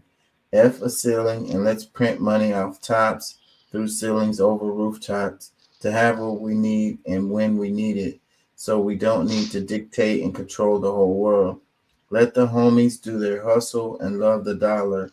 Let counties work together and trade so the whole world can grow, become better, more sophisticated and advanced in our spheres, improving the lives of all people, not impeding nations from technological advances by fetting them with sanctions. I'm not going to read all that. Since this guy brought up the freaking debt ceiling, let's go into that. Because that's in the news. I was Go wondering ahead. what that had to do with the children, but Yeah, I don't know either, but I was gonna play the Katie Porter clip, but the debt ceiling is a good topic. Because we was kind of arguing back and forth through the group chat on that topic. yeah. I don't know if I have any clips on that. So, but what I was saying was it's a game that they're playing. We knew that it was going to come to this. We knew that they were going to, this summer, it was going to come back around and they were going to use this shit. And so, but what's happening is they're attacking freaking veterans health. They want to attack Social Security. They are attacking Medicaid and WIC, so that we can, not be spending so much money. But I'm like, they weren't saying that when they were sending all that money to Ukraine, and when they did the tax cuts that they did a few years back, they wasn't saying that then. So it's like you do tax cuts and you take less money in, and then you say, well, we got to cut all of these social programs because we're spending too much money. What do y'all say about that? I think it was all a part of the game, all a part of the plan. Well, I mean, and that's possible. I'm not leaving that out as an option, but at the same time, we're talking about the very same people who was arguing with the Democrats when they offered when they came with the budget 2.5, 3 months late, so that some of these things that what they had in the budget could have been dealt with then, instead of having to be forced to raise a debt, because this is where the Republicans have the majority now. So like a lot of things are, they are able to have more say so over. But when the budget was turned in late, didn't give them really a chance to go through and see what's what here, there, what's actually being applied to what and how much at the time that they were supposed to be able to do all of that. That's what it forces this to happen. So I mean, yeah, it's a failing system one way or the other, but I don't know if I would definitely point the finger at every single person at like, oh, it's all their fault. I think there's some people who really is trying to do the right thing, but because the bad actors outweigh the good ones, this is the same type of things that we keep having to deal with year to year to year. Because I mean, shit, we had to do it when Trump. I don't recall doing. Maybe yeah, well yeah, they did have to do it a couple times while Obama was in office, but definitely I remember them doing it with Trump's time, and then here we are, like, here we are again. So it's like we gotta get in order. Like that's the main problem. Like not putting everything, having everything. If you don't have your budget made out by a certain time, then okay, you must not really need it. You know what I'm saying? Like you extend it so that the bills that the mandatory bills that the government has to pay, or the interest payments or whatever that they have to pay just to keep from being in default. Those things are going to happen to some, but then all these other things, I think that we have to find a way to, prioritize so that we can get the right, we can work on things that's going to actually get us moving in a better direction. That's not 10 years away. Like, things that we can actually see now. You know what I'm saying? Like, I don't know, bro. Like, that's me. Let me play this. AOC, she said, in tax cuts in 2017 passed by the other side of the aisle, we see wonderful tax cuts for yacht owners and private jets. But in order to balance our budget now, we're talking about cuts to SNAP, to food out of babies' mouths. This week, Republicans introduced their legislation to bring the United States government into default. That is what is happening. And that would introduce in destabilizing and profoundly unprecedented process that would initiate across the board cuts of an estimated 22% to most agency budgets, including cuts to life-saving medical care, Social Security, student debt, SNAP benefits. And in all of that, my colleagues seem to forget another way to solve our impending fiscal crisis. This isn't just about continued cuts to the poor and to the working class in our essential services, but we can raise revenue. In fact, in tax cuts in 2017 passed by the other side of the aisle, we see wonderful tax cuts for yacht owners and private jets. But in order to balance our budget now, we're talking about cuts to SNAP, to food out of babies' mouths, instead of actually re-examining the inequities within our tax system. Yeah, it's a game because look, just based on what she's saying right there, because they were trying to, because I know, like me personally, if I buy a home, I own a home, an estate, assets, period, that I've bought and paid for, paid taxes on, this, that, and the other. Like my children shouldn't have to pay taxes on that 20 years from now, 50 years from now. You know what I'm saying? So that's the kind of thing that she's talking about, stuff that can be handed down, and like just because it holds value doesn't mean that you should have to pay taxes on it, because it's just like, like you buy a house, you the average person, you mortgage a home 30 years, you pay taxes on the whole time while you paying for this the home, and then after it's paid for, they still want you to pay taxes. Why? It doesn't make sense. So that's one of those fundamental things that conservatives think is insane. So they, usually that's one of the things that they focus on is trying, Well, I gotta push back a bit on that, because when you have money, you know how to do loopholes to not pay your taxes, right? Like, it's just known. And you use all of these loopholes to not pay taxes, not pay taxes, not pay taxes. And then finally, like, when they try to get you, because you've been loopholing the whole time, is when you do your inheritance tax or the estate tax or whatever. It's like a death tax or however you want to call it.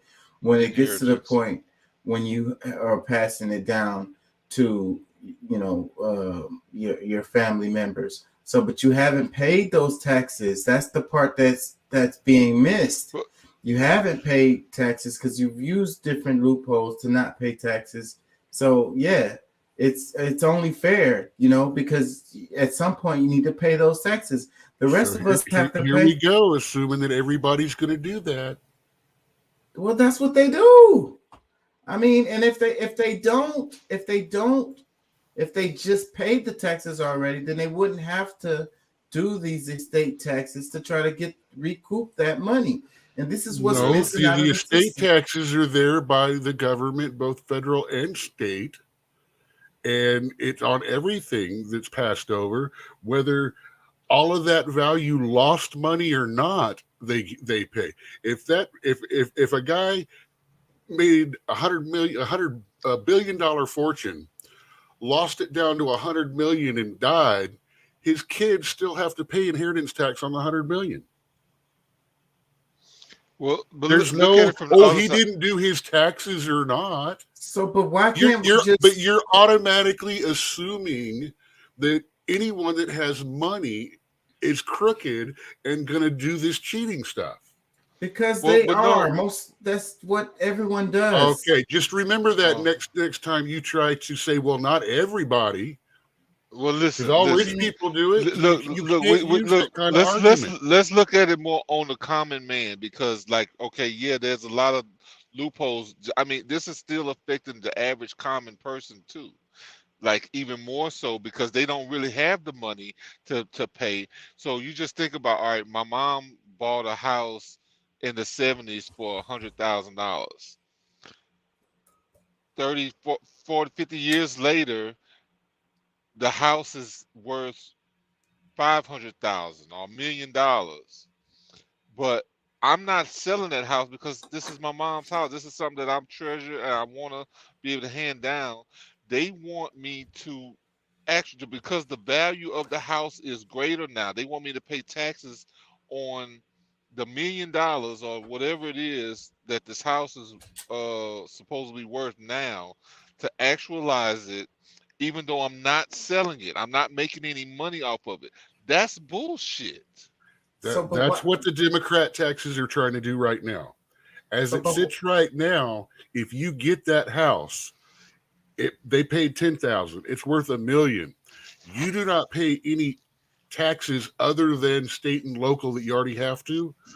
I mean, for the day-to-day maintenance, the usual taxes on it, until you sell it.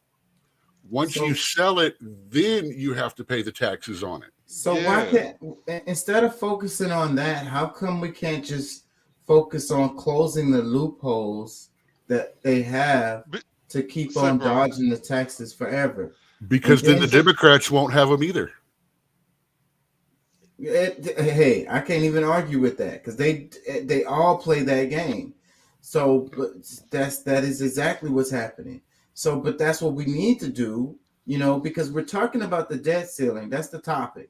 And so they don't have the money. So they're like, we don't have the money to run the government, but we just did all of these tax breaks for people so that we don't have as much money coming in. And then you still have people on top of that dodging the little bit of taxes that they, have to But pay. see, but what you're not, what you're And so missing then is they cut the Why social. don't we pull some of it from really those think programs that they threw into the no. Listen, assistance y'all bill? really think that this is against the rich person? Is really not.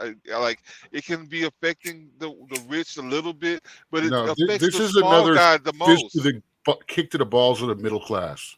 I don't disagree Exactly. with that. But what I'm saying is, and then they want to cut social programs because they don't have the money. So then it's kicking the balls of the middle class, and it's smashing all the the way around. That's what I'm trying to Not tell you. So right now. how can you Another be reason for they or want to cut against social either side? programs is unaccountability in those social programs. And then There's a lot of theft going on in those right and now. I don't know if y'all saw that they making the cuts to the veterans freaking medical fucking services. That's the because there's like they're spending a lot of money there, so they're like, oh, we could save a lot of money by not giving veterans their freaking medical care. You know what I'm saying? Like, come on. I mean, I don't. Say, Where's bro, the justification? but the thing is, because all right, not to because I'm not trying to make the Republicans right, but at the same time, when they're trying to balance a budget and keep the country from falling totally to zero, and the things that they can touch, because everything else, like the expenditures that's already been made. So let's just say you get paid on Friday, and you go and you go to the club, you go spend all of your money on some bullshit. You're sending money to people, you cash app and people giving all this money away, but you still got your light bill and rent or whatever to pay, and now you're trying to shuffle stuff around just to be able to get the important stuff paid. Whose fault is that really? Because when you're really looking at it in the full sense of it all, the people who created the budget and they're spending $100 billion across the world for something that nobody really knows why. We can all assume why this money is definitely got to be spent in this budget over here, and all this, like, there's certain things that is just not, like, it's not being responsibly spent. Like, But if they just upholded the laws and actually collected the taxes and not cut taxes that was already there, then they would have the money. They wouldn't have to cut the social programs. It's real simple. Okay, no, you're right. But listen, there's still a problem being pushed either way, because all right, just because now the social programs, the things that that's pulling at people's heartstrings, and I guess really these people need these things, but let's just say there was a plan, at least what we were told, because as far as I remember, they told us that they was going to focus on the IRS was going to be focusing on people who made 400,000 or more. That was a lie, because they made policies that to go after people who put as little as $600 in their bank account. So they're saying one thing, but doing something different just to be able to just go and do, go party and throw money up at the strip club. Yeah, but the huge sums of money that could be in the system back when Trump the only thing he really did was push through those cuts that helped the bankers and multimillionaires and billionaires spend a lot less money on taxes. That's not true. That is all the way true. No, that is not true, because say, man, the average because see, I mean,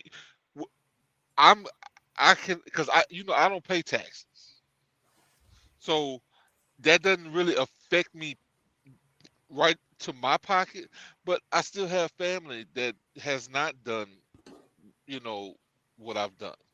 So I mean, I see, and like they notice a difference, that shoot, since the new guys in office, things got totally worse. So I'm not tripping. Like, I'm being affected in other ways because of the supply chain and, us not being, as big a producers as we should be, and not having the freight like we would, and like all that began with the new thing. But either way, all of these things I feel are being done purposely to make the middle class fall, because that that's where really the strength of the company, because it's the middle class that actually keeps things really moving and going, because we're the biggest spenders.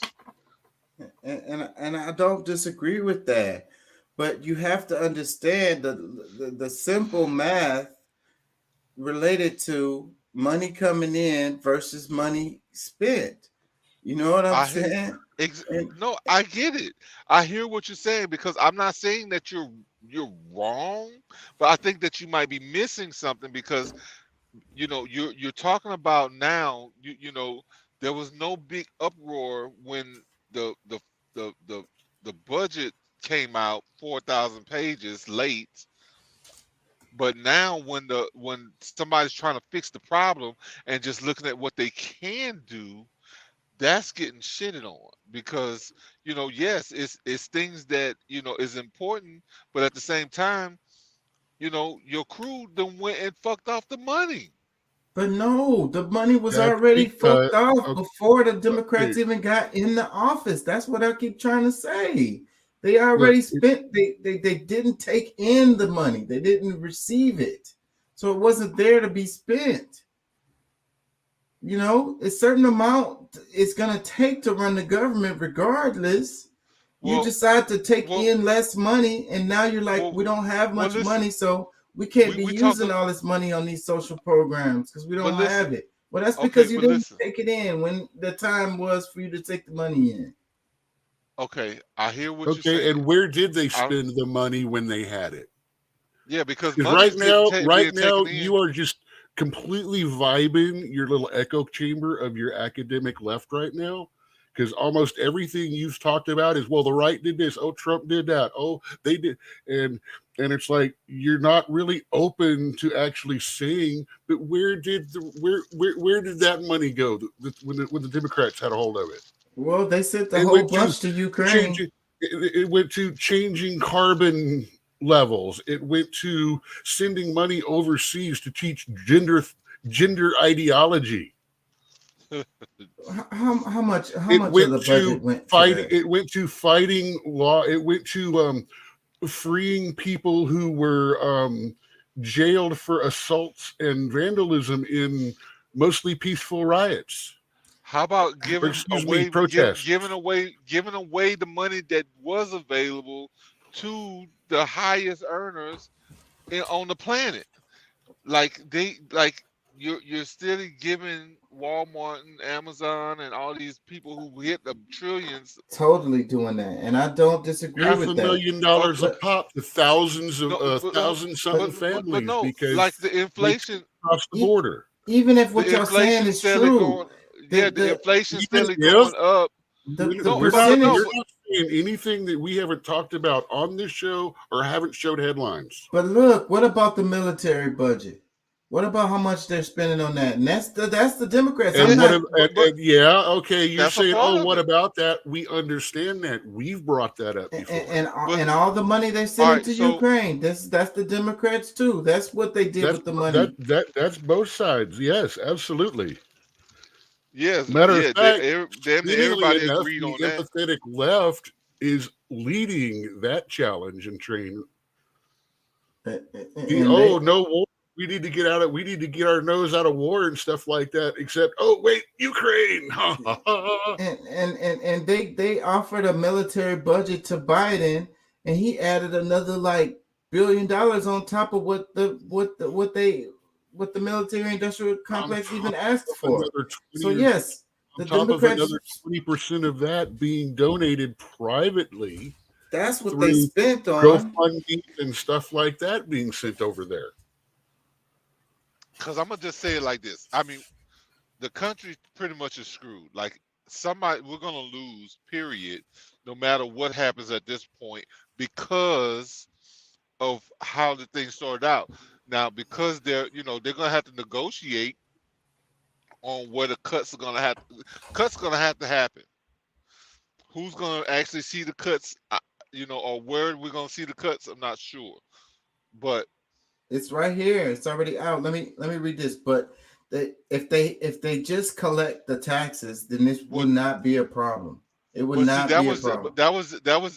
And they could still do that right now. No, but see, that's the thing. There's some people what the 87,000 agents are supposed to be for. Listen, because there's a certain demographic, the poor and the middle class. In most cases, their taxes are being straight taken from them before they can get their own money.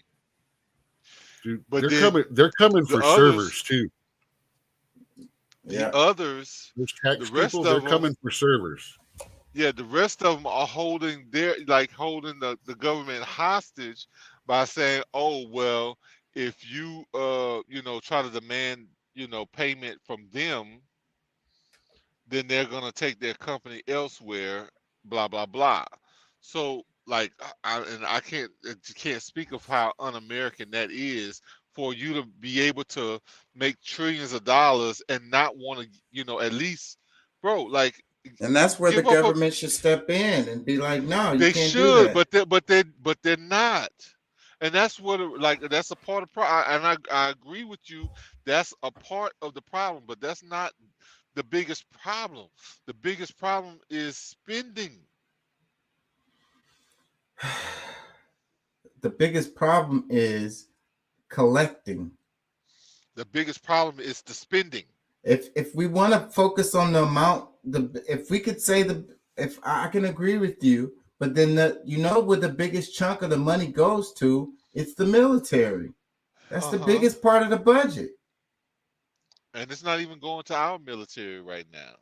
It's just a huge, there's a pie chart that shows it, and it's like, it's I don't know, like 60-70% or some shit. It's a huge amount. Yeah. Everything else, we spend more than the next 24 countries. The next out of the top 25 countries, we spend more than the next 24, and 23 of them are allies. And all of the other programs, everything. But you know else, what? Guess what? We had the perfect capability to shut down military spending by a good 20 to 30%. And guess what our potato in chief did? He got us back into NATO, where we fund 86% of the military for countries that don't have militaries in because they're little small ones. So again, if we want to focus on spending, then there is where it's at. He tried to get us out of. He tried to get us out of that. That's like such a small ass.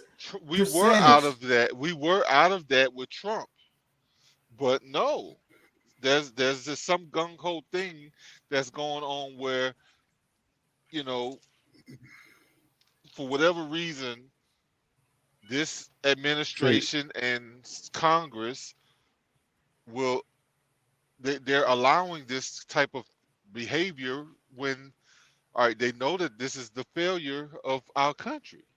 But my argument is, when they're saying spending, when the Republicans are saying spending, they're not talking about the military. They're talking about social programs. That's the point I'm trying to make. Let me read this right here. It says, in the debt ceiling bill that was just passed, there were cuts to assistance for women's and children's nutrition. And it does seem over and over again that there is an extreme appetite for cutting the budget in ways that disproportionately affect poor and working people, while there's absolutely no appetite for taxing elites. This is Brianna Joy Gray. She says, what do you say to folks who say the kind of populism promoted by some people on the right is a kind of faux populism? Today on the Hill, I asked Major Taylor Greene if one she claim a populist label while not supporting a wealth tax, taking corporate money, or backing Biden's bloated military bill? Let's play this. Populist. Come back to something that you said before, Representative, about being a successful businesswoman and thinking that the country needs to be run as a business. I think many populists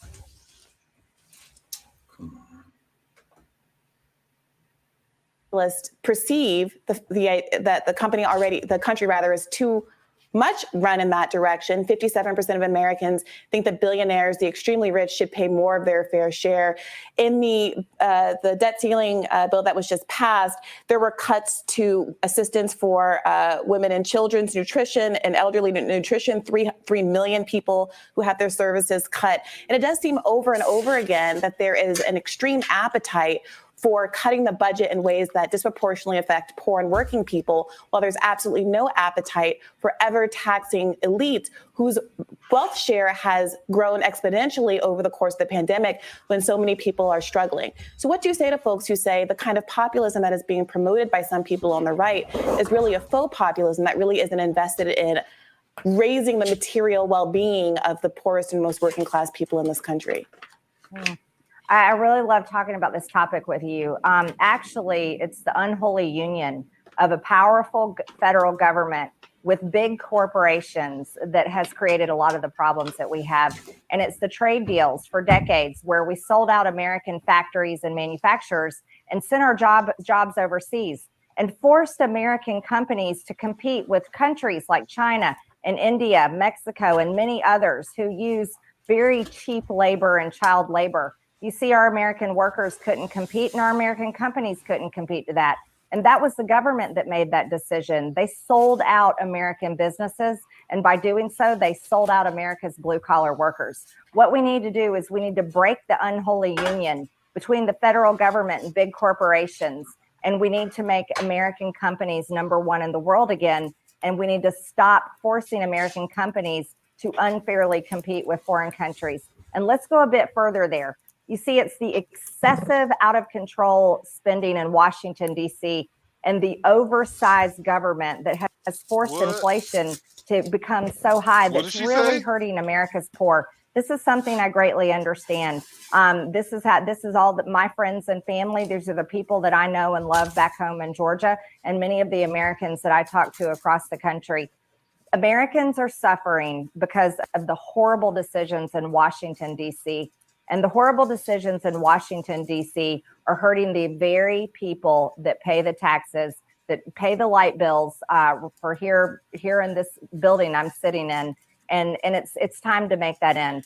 Well, I tend to agree but the big problem is when we have lobbyists that we see every single day coming to lawmakers like me, pushing the interest of big companies, big pharma, the military industrial complex, and et cetera. But yet we don't see any lobbyists coming here pushing the interest for the small business owner, mom and dad back home, the mom and pop grocery stores and so forth.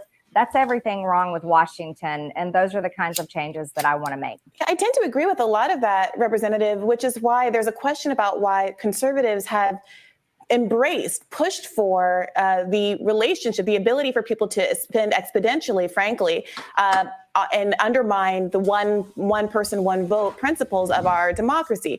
Decisions like Citizens United have greatly expanded the power of corporations to influence the government. Right now, we're in the middle of a discussion about whether members of the Supreme Court have had undue influence because of informal lobbying efforts, people have argued. So would you support efforts to restrict the amount that corporations can spend in politics? Well, I'll give you an example. I can only speak for myself. I don't take donations from lobbyists. That's something that I decided to do from the beginning. And I truly believe that each representative, all 435 of us, we really are kind of like lobbyists, or we should be, for the people and the businesses back home in our districts.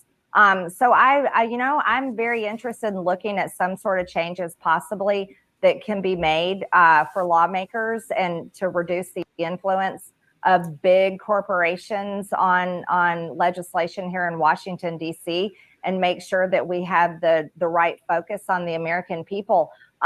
But also, I'm a business owner, so I do understand the needs of businesses and their ability to be heard and things that affect their industry here. So I actually see it both ways. But I just want to remind you, I'm not really your average conservative or average conservative Republican, because I complain a lot of times about my party just as much as I do about the Democrat Party. I appreciate that. But just on that one point, not taking money from lobbyists is one thing. Not taking money from corporate interests is completely another. I might be mistaken, but very few politicians actually take that no corporate money pledge. Bernie Sanders was one of them. Despite taking that pledge, managed to out fundraise everybody else in the Democratic Party. Would you ever consider swearing off all corporate donations, speaking to, as you have done, how pernicious the influence of corporate money is in politics? Well, I'm really excited to tell you that almost all of my donations are small dollar donors. I think my average donation, I could be off by a few dollars and change here, is somewhere around $35 per person. So I'm not exactly sure of what my average donor is, but I think it's around that dollar amount. But I'd have to look at what that pledge looks like, because again, what if I have one of my constituents that we have the flooring companies in Dalton. So I don't want to say I'm going to swear off donations from someone that lives right there in my district. Before we let you go, Congresswoman. All right, what do y'all think? Well, she said what I said. The biggest problem is the spending. I mean, that's where I see it as a problem. I mean, we have a conglomerate of issues, things that we need to tighten up in different areas. But we're talking about what's the biggest problem. It's how we're spending the money. It's not the fact that whether we can get it or not. Yeah, we can print it. We can do whatever. But because, of what is available and whatever, because I mean, a lot of it is not having physical dollars anyway. A lot of it is credits and debits, you know what I'm saying? So when it really boils down to it, we're really looking at where these credits are going to. You know what I'm saying? How much is going, and so if you have a budget, you got certain things that's got to be paid. You got veterans, you got Social Security, you got people that rely on the country for certain dollar amounts. Those things should be set aside automatically, but they're not. Why? That's a failure in policies on either side. I don't care who says it or does it, or it should be a bipartisan thing, but it's not. It's we looking at something that or either this side wants to see happen or not happen, and blah blah blah. Okay, there's certain things that they know that has to happen, but making the budget and being in control of the credit card thing, where it's going to get swiped, it's in the wrong hands at this moment. So I don't know, bro. I mean, it's not really much more I can say, because I mean that's pretty much, she said what I was thinking already. Like, we have a problem with spending, and then the spending is not beneficial to the country or its people. It's simple. So that alone says it's a problem. But collecting taxes might be that should be a part of the thing too. Like, you're not wrong in that. Like, that's something that needs to be looked at more, because there should be more. If you can take from the country, you should be able to give back. No matter, I don't care how you look at it. Like, especially when you're making, like when you're one of the biggest, like you're able to make money off of every citizen, but you don't want to give back to the country of the citizens that you, because whether you are a world citizen or not, If you're making money in America, China, Russia, Saudi Arabia, no matter where you're making money at, you should be able to give back up at least a flat rate or a small percentage of what you made back to the system that you're making money from. I mean, and to me, it only makes sense that you would want that to happen. So unless you just try to make it collapse, like, I mean, it's common sense. Like you want to be a part of the solution, or you're part of the problem. And a lot of the corporations, because it shouldn't be a fight on whether or not you know, if they pay taxes or because of this law that you can get away with it. I mean, the only person that I really remember that's like a multi-billionaire that's like, yeah, I don't mind paying. I remember what's the dude's name that drives he still drives Cadillac. He don't even do Rolls Royce. He can afford any kind of car he want, but damn. I forget damn, it was on the tip of my tongue. But either way, like, there's very few people that's like, okay, you know, if I need to pay, you know, X amount of taxes to keep the country going right, let's do it. But I think, you know, he's an American by you know, damn, what his name is right on the tip of my tongue. Buffett, Warren Buffett. He's the only one that's like, yeah, let's do it. Like, if I look, yeah, I use laws and this, that, and the other to get away with not paying taxes, because a lot of the stuff he's like making investments and they're not actualized. He's just, you know, he has a value, a gross and net value that's so high that he doesn't need to actualize. But without him, the government, you know, his investments and all, like, does not, you know, what he does actually benefits the country. But not many people really want to pay the taxes, which, okay, I kind of get it, but at the same time, especially in times where we're not doing well, because really, like, the top 10 trillionaires and billionaires could actually pay out our debt, and we could be moved on and actually doing other things to grow the country. But you know, Elon Musk was told, you know, he's got all this money. If you spent 1/3 of your money, or if you spent say $6 trillion, you could end world hunger. And you know what he actually told them? Last year, over $19 trillion was spent on solving world hunger, and it didn't happen.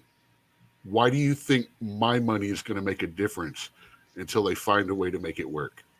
When you find a way to make it work, you can have my $6 billion or 600 million or whatever the number was.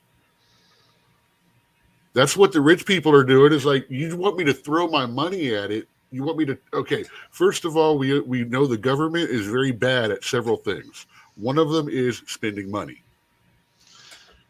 So why do everyone know the rich people should pay, and the rich people are going, I will, if you can show me how you can make it work and not end up with us right back where we are right now.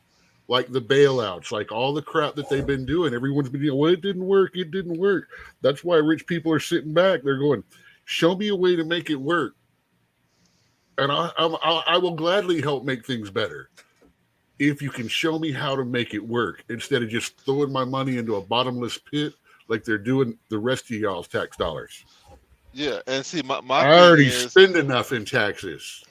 Yeah, I want to see the elite pay something, because it's like all of our money goes to them one way or another, because either, you know, we're spending it with them in their corporation, or they're getting it through the government giving them subsidies.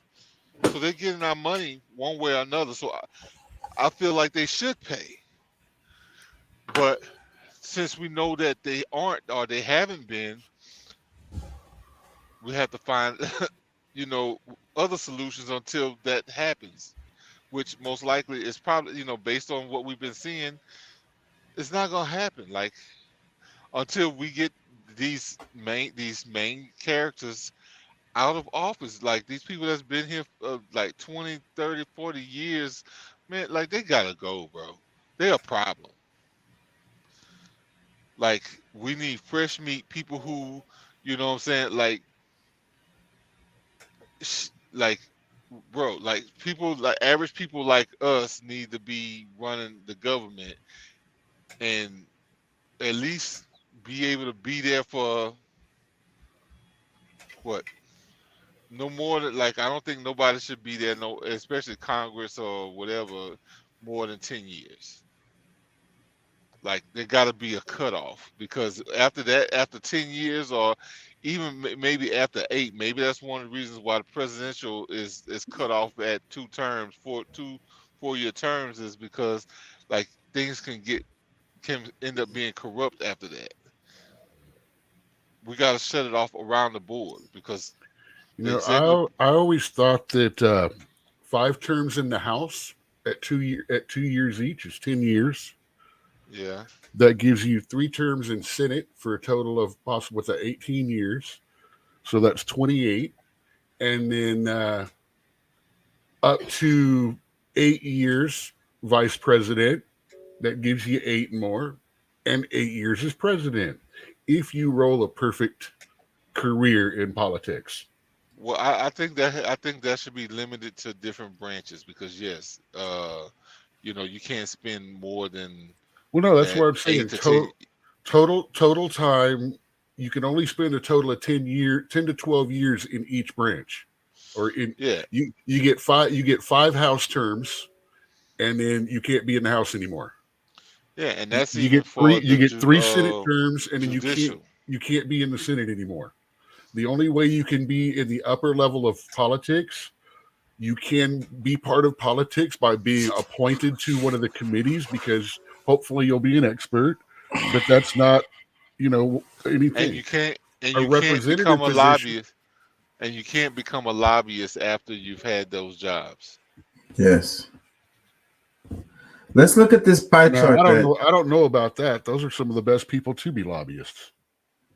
Let's look at this pie chart that Doc sent right here. This is for 2022. I was about to ask what year. It comes off of, it is made, I've got 3 different exactly ones that look like this made by different people, but the numbers all match and they come from the actual .gov site. Okay.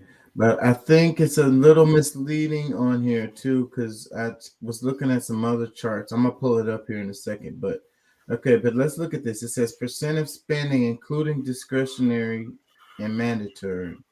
So it's got 28% on health. And this is just the budget. This does not include changes to it and alterations that were made with the battles back and forth. This was the one that they said, okay, we're going to run with this, and does not reflect changes made by laws passed or anything after this. Because there's always like 2 or 3 times where they change the budget around. That might be where you're getting varying different statistics on it. Well, I'm going to pull the other chart that I was looking at up, and we'll look at that right after this.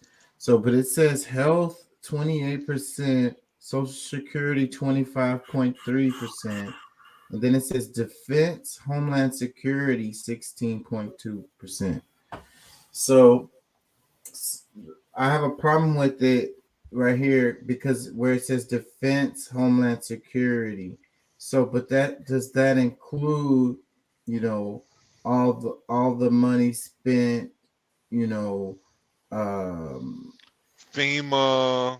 That's not defense. That's not Homeland Security, because the military budget that would be the budget that falls under the Department of Defense and Homeland Security. Okay, so but does that include all of the military bases that we have around the world, or money that's Department of Defense. Are you sure? Yeah. And Yeah. damn, made me forget what I was gonna say. What about the wars? Is that included in That's that? DOD. Anything that comes out of the Department of Defense and Homeland Security. Now, don't forget that remainder 9% either. Yeah, that's the next thing I was about to say. So what does that? That's where your emergency funds, FEMA, all that kind of stuff comes from. Though a lot of FEMA, if I'm not mistaken, falls under a combination of the Department of Agriculture and Transportation. I need to see what FEMA comes from. So, but I think FEMA comes out of the Homeland Security budget. Yeah, but this chart still tells you a lot, because food and agriculture 4%, Yes, transportation Department 4%. FEMA is Homeland Security. Okay, so veterans 4%, education 3%, international affairs 2%, housing 1%, energy 1%, science 1%, labor 1%. So the biggest chunks are health, Social Security, and the defense and Homeland Security. So, but then it says defense, Homeland Security is only at 16.2%. I don't know. That don't sound right to me. And when it says health, this is pretty close to the numbers I've seen growing up most of my life, except during the first Daddy Bush's play in the sandbox. So, but in the part that that defense that was the first year of Homeland Security, after they passed that was second Bush. Patriot, that was that's right, that was Baby Bush.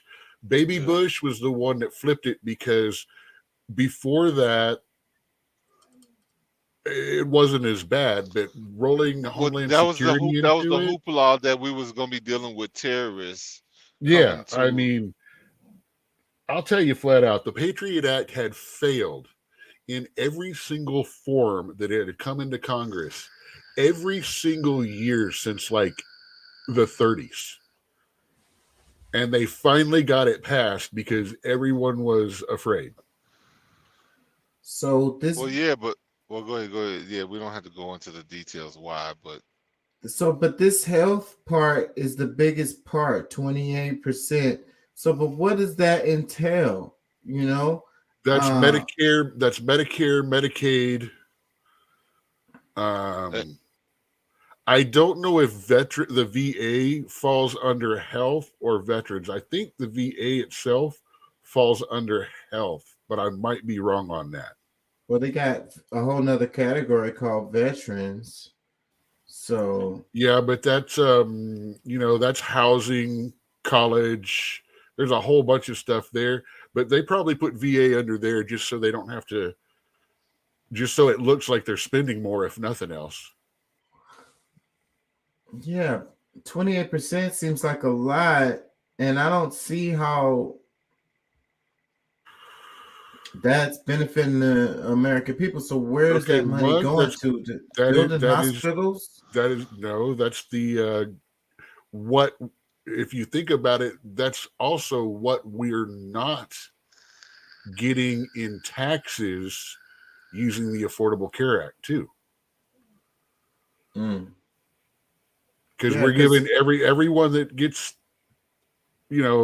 anyone with a health insurance plan gets a certain amount off on their taxes, or they've turned it into a refund now, a rebate now, instead of an actual tax like it is. But that way it looks like you get money if you get health insurance instead of having it taken away from you if you don't. I'll tell you, from someone that can't afford health insurance, you're penalized on your insurance if you don't have it. On what insurance? Or excuse me, on your Your income taxes. tax. So, but what? Oh, so what's they the moved back to that? Well, no, they never changed it. It's always been that way. They just reworded it so now you get a tax bonus if you have it, but you don't get it if you don't have it. And the numbers didn't change any, just the way it fits in the lines on the accountant sheet. So, what's the difference between discretionary and mandatory? The discretion. Mandatory is what's written. Mandatory is what's written down, and that's the budget that they sign off on. The discretionary is when they start going, oh, hey, we need to use some of this for this to do that. Okay, yeah, blam. Okay, sure. And oh, we need some of this money to do this for this project over here. Sure, no problem. Discretionary is they can at the last minute change like the Social Security budget or take money from the Social Security To say impeach a president. Yeah, for felonious. Hey, Republicans did start that, by the way. It don't matter to me who did it. It still shouldn't have been done. Yeah.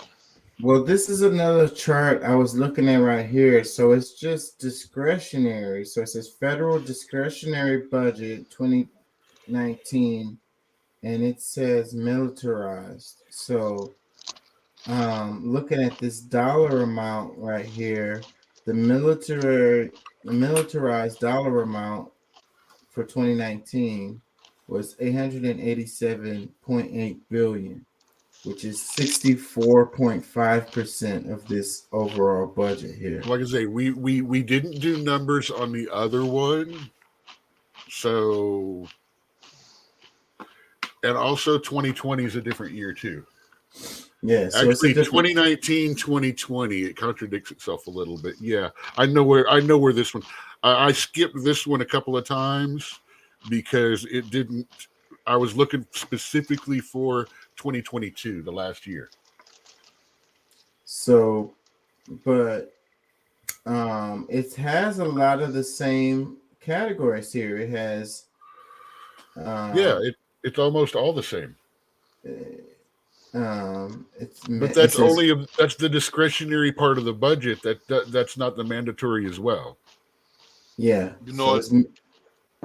Immigration might fall into discretionary from time to time because of like what's going on right now. There was no real like expanded budget on, they had a lot of cuts on that. Homeland Security is what immigration falls under now. So looking at this one, but when there's a bunch of people that comes in and then they got to send them out, all of that doesn't come from discretionary spending, or it's going always all of that's going. Any funds that go over the mandatory spending, mandatory is where Congress says this is what we have to have. There's no way the country cannot operate with this. That's the base mandatory funds. Take everything over that, and this tells us what we're spending the money on. Other than what they said, we have to have this. So yeah, anything that we can get our hands on past what it takes to keep the lights on, this is how they spend it. Yeah. So this chart. Sorry, I had to figure that out by looking up. I actually went to a couple of the websites to explain it. So I'm just trying to understand though, because this chart has some of the same stuff on it, but the numbers and percentages are very different. Because on that other chart, it had Social Security as the biggest. We need to get a both for 2019. Well, let's look at this. And then what is the difference between militarized and normal budget? See, that's the thing. This is all. It is a different chart. It is about different things, and it is about a different year. You can't really say one is more right than the other. And I'm not saying that. I'm saying that these different charts can be misleading. That's what I'm saying. That's what I'm saying. I'm saying that depending on how they say it, because this one, the other one that you had, it said percentage of spending, including discretionary and mandatory. So, and then it put defense and homeland security at 16.2%, and it put Social Security at 25.3% and health at 28% as the three biggest parts. So And this then- one says discretionary only for 2019, and then it says militarized, whatever that means. Look at your source for this chart. National Priorities Project. It says source President's fiscal year 2020 budget request, National Priorities Project. Okay, so that's the requested budget, discretionary, militarized for 2019. It's not the actual budget or what was finally signed in. Okay. The other one came, the data, which is the same data I've noticed on multiple sites that use I've seen 2 or 3 charts that use the other one. Again, 2022, not 2019. All of those translated their data from the government, the .gov site. Yeah, but there's something wrong with this. That's what I'm saying, because I've seen this chart before and it had defense spending much bigger than this. So there's something wrong because, I don't know. It's the way that they're worded with percentage of spending, including discretionary and mandatory. So I don't really understand that. I'm not going to say that I do. But because nationalpriorities.org is a biased site. I'm saying I've seen these charts other places. So, but and did you do the due diligence like I did on the other chart? I just did this right now while we were talking. So so did I. So, but look at the comparisons though. Look at this though. Like, okay, I mean, I'm not sure what this means when it says discretionary budget. So are you doing CNN or are militarized. you doing NBC right now? Let's look at it. Let's look at it. Can we not look at it? Do we feel like there's not going to be nothing that can be gained from looking at this? Look how much smaller Social Security, unemployment, and labor is on this. It says 3%. And like I say, it's got a lot of the same stuff: the transportation, food and agriculture. But see, that's a part. That's a part of the mandatory. Yeah, CNN has a lot of stuff, and Fox and NBC and like I international said, affairs. we're energy. looking at different information from different years, and you're trying to say it's wrong. It's because it's not the same.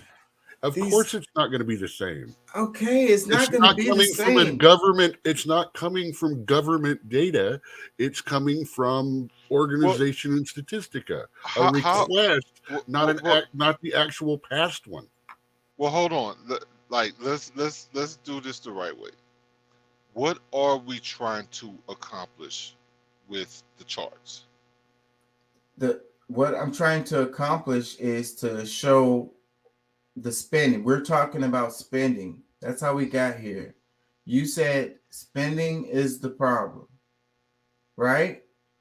Yes. So if spending is the problem, then we need to look at what we're spending on and how much of the budget goes to this, that, or whatever. Okay. Well, I don't think this is I think this is not detailed enough for us to really give the true. Because I mean, we don't know all of the sub genres or sub sections, like everything that falls into each one of these categories that we see. Because I mean, we're looking at billions here, billions there. Everything is billions, and we got one that's almost hitting $1 trillion. So when it's boiled down, like we can't say, because okay, we're talking science. Okay, they spend that much money. Is the science also involves? I'm sure that it has the global warming, whatever bullshit science going on. That keeps proving or trying to prove that that's correct. Then That's like is there also research grants and the college research grants. Like how many times does a hummingbird flap its wing in 60 seconds? Yeah. Stuff like that. Is that okay? All of that stuff falls under that. Well, I said, does any LGBT research go under that too, or is that 2020? I education? guarantee you that was higher because of the money that they dumped into the Wuhan virus. I'm kind of I upset. just completely tried to find a way to say that different, and it came out even worse. You see, they spend less money on transportation than, like, good Lord. So and that lines up with that other one that Doc sent, because the transportation is in the same realm. That's why a lot of the numbers are very similar on those, because those are the basic areas where they're coming from.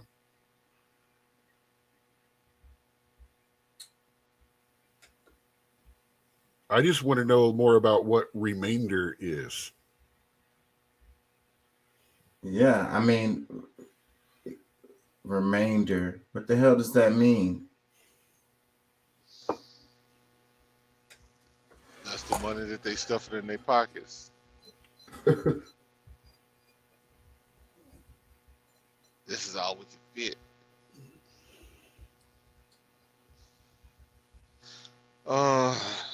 What my point is, we spend a lot in the military. That's a big area to find money, Yeah. And the parts where the social programs are little bitty specks, and they want to go in there and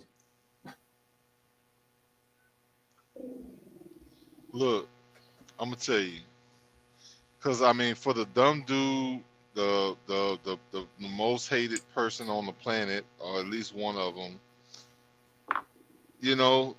even if he's only right twice a day, he's right on some of the most crucial things about our country. And when it really boils down to it, when we look at how much, because the military spending, yes, that needs to be a high number, because nothing, without us being able to protect ourselves, everything else is vulnerable and doesn't really make sense. You know what I'm saying? We got to be able to protect all of the other things, but at the same time, we could use some of that military budget to house the homeless. So he was something he said this past week, that like him, because a lot of things that he's promising, that when he's come back in office, which is to clean up all of the urban campgrounds, pretty much all of the homeless people that's in tents, finding them homes, or at least resolving those issues. And he said a part of just what we sent, even a portion of what we sent to Ukraine could fix that. Which is, it sounds simple.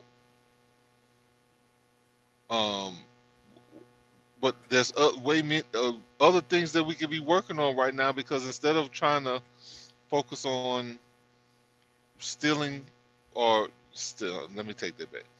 Us concentrating on other countries and what they're doing, and if we use our own budget and start fixing our infrastructure, making America a place where, I mean, yeah, people want to come here anyway, but if it makes it a desirable place where there's more tourism, there's, like that's going to open up job markets for, you know, more people. Not to say if we're starting to really create, like, we put more money into farming and production, like that's things that's going to actually, that we can see tangible things, that we can see growth in our country. There's like we don't even know what the toilet paper feel like from Ukraine. Like we don't even know what the air tastes like over there, but we don't sent so many billions of dollars over there. Shit, we should be able to have a freaking at least have a vacation there on the house. I don't know, man. It's whatever we're looking at as far as spending, it's got to be tightened up, and like you can't be, because if you're talking about fear, because like we was threatened last week, the people who got guns, we scared. That's why we got to have a gun. Well, the government is not giving us a good example of how we should feel. If we really should put down ours, they're not attempting to put down theirs for nobody, not for us, not for other countries. They want to be well prepared, or at least they have a budget that says they want to be well prepared. So I'm just trying to understand where is it going to give? There's no doubt we need bridges that need to be repaired.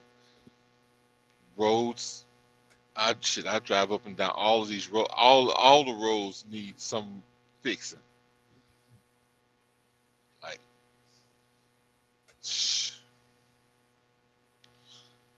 airports. I don't know when the last time you've been in the airport where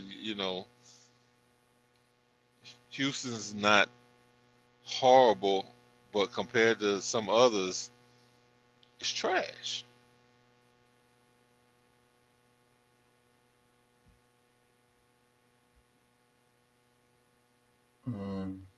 A lot of, I'm sure there's a lot of immigrants that get over here. This is what I risked it all to come to. Let's do some random stories. So I kind of lost my train of thought. Y'all check this out. Was to sit here and work in the common space. Public space. Can I not work? My hope was to sit Says here. transgender lawmaker fights for space in hall after being barred from Montana House floor. And work in the common space. Public space. Can I not work in the public space? No, you need to. Minority leader, we already talked to minority leader, so that's okay for you now. Okay, I would like to just clarify because my understanding is I'm allowed here.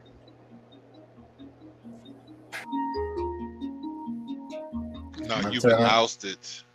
Montana Representative Zoe Zephyr parked on a bench in the hallway outside the State House chambers Thursday. The Republicans barred her from the House floor for the 2023 session after she criticized her colleagues.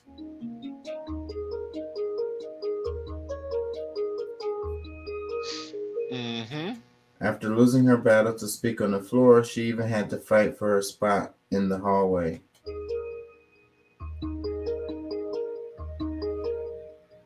I said I want to be as close as I can to the people's house. I was barred from there, but if I'm not barred from here, I want to be here because I want to be as close as I can be. My hope was to sit. Why? You're out. And most likely you should, like they had an issue in Tennessee not long ago where the people there felt like they were in danger because of how things were handled. Like, no, look, just go home. Do, you know what I'm saying? Just look, just please, we don't want to arrest you. Can you just go? You've been, you know what I'm saying? Like, they done let you go. But we don't want any trouble. But she's an elected official. Not anymore. Well, she was an elected official, but she's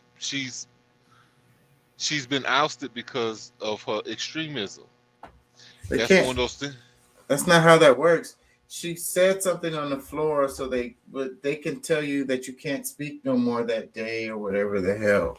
She's an elected official. You can only vote those people out. Can't just kick them out. It doesn't work that way. Based on what I'm hearing, like whatever it is, even if it's just for that day, she gotta go. And she knows the rules. She knows she's supposed to be leaving, but she chooses not to. She wants to cause problems, which is the reason why they chose for her to leave then. And it's like, not one, like, instead of trying to find the middle ground, it's like my way or fuck you.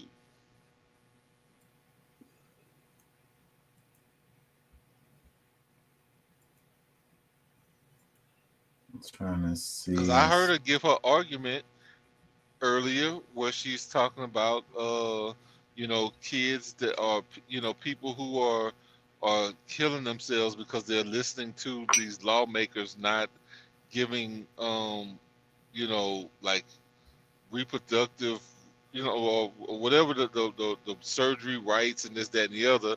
And a lot of it is for children. But when, people say, no, that's not the right thing. And they say, but what, like my thing is like, okay, you're talking about the people who kill themselves because they're not getting the health care that they want or need, or they claim what they claim to be a need, but others see as a want. And what about the children or even the adults that kill themselves because they got this surgery? So instead of allowing this for children, that like we're just not gonna do that. Like, which to me seems sensible. Maybe I'm missing something, but like there's two sides of it. Yeah, there's you're speaking on behalf of one side, but just because we're looking out for the other side, it doesn't mean that we don't give a shit about you and what you want and what you need. But based on the American people, that's not something that is necessary. It's not a necessity. This is more of a elected thing. This is something that if you're choosing. Let me play this one. It says Kevin McCarthy's plan isn't to control spending. It's to wreck the economy, destroy your retirement.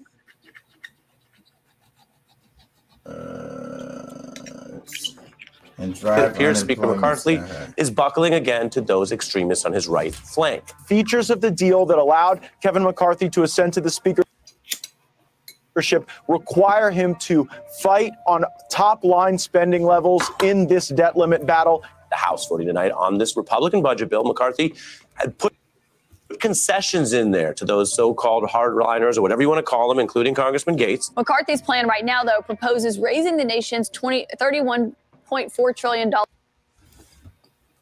debt limit by $1.5 trillion or through March 31st, 2024, blocking President Biden's plan to grant student loan forgiveness. Medicaid recipients would have to work 80 hours a month. And in addition, there would be an extension of the SNAP or food stamp work requirement. The deal is you are piling work requirement upon work requirement upon people who are vulnerable. They are gambling with everybody's financial future.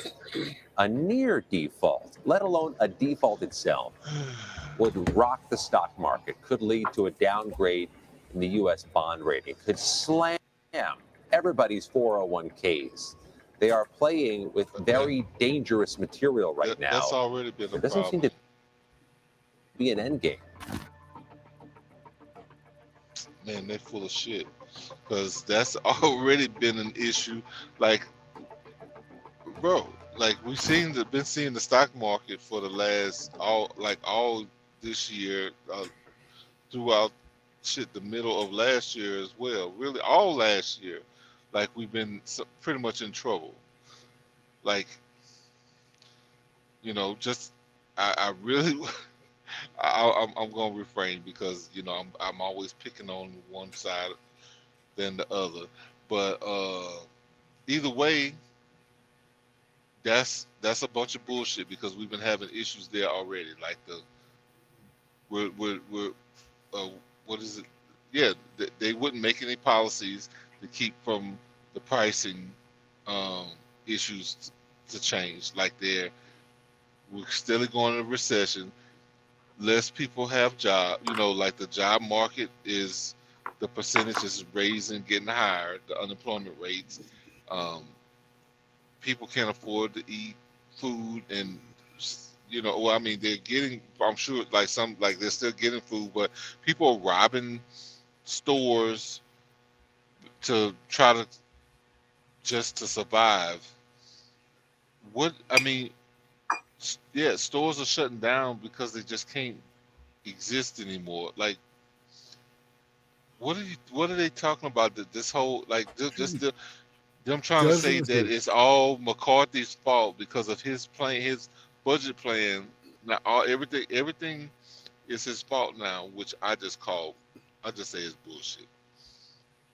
Dude, there's a dozen different stores like pharmacies like CVS, Walgreens, grocery stores pulling out of areas of LA because people just walk in, fill up their bags, and walk out. I mean, and they're like, if we're not, what can we do about it? We can't afford to continually sustain this kind of loss. So we're going to close the store. Insurance is probably not paying out because insurance the cops are not paying if there's not a criminal report. If they won't even take a criminal report on it unless it's over like a couple of grand. Yeah. Let me play this. It says, Christina Anderson, if you want to know how 1930s Germany happened, just look at the past 3 years. There's a lot of people that think they would have been in the resistance back then. Well, take a look at what you did in the last 3 years, and you have your answer. Most of the people would not have been in the resistance back then because they just went right along with everything the government asked them to do. Let's play this. Germany was a highly developed society.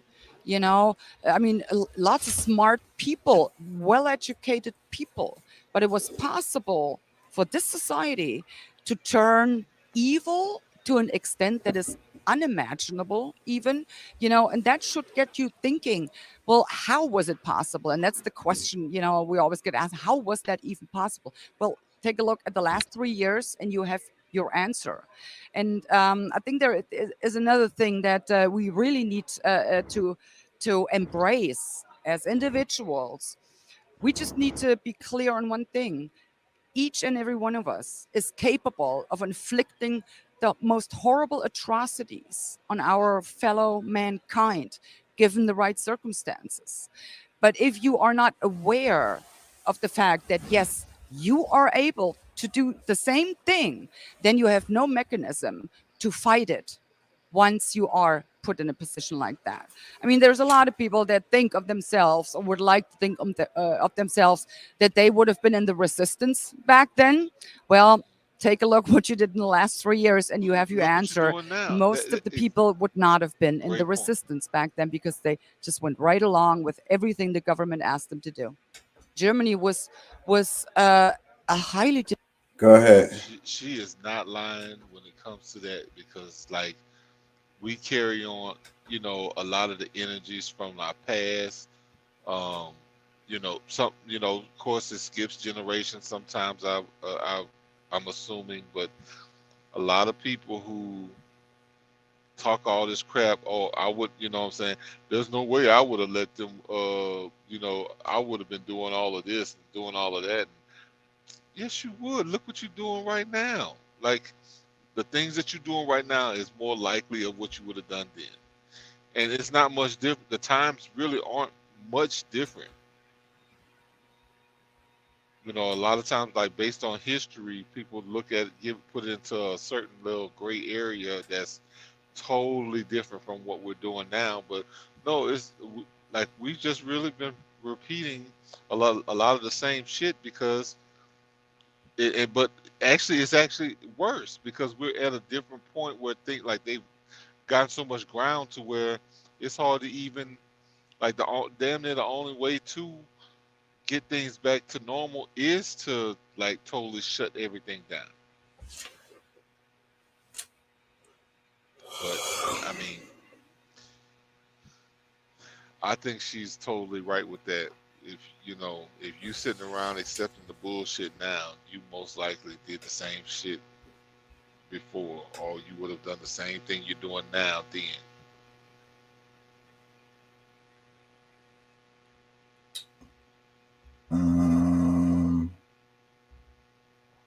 I'm getting tired, I ain't gonna lie, and I gotta work all day tomorrow. I want to do a couple before I go. I saw the one about, is this it? Anthony Fauci, no.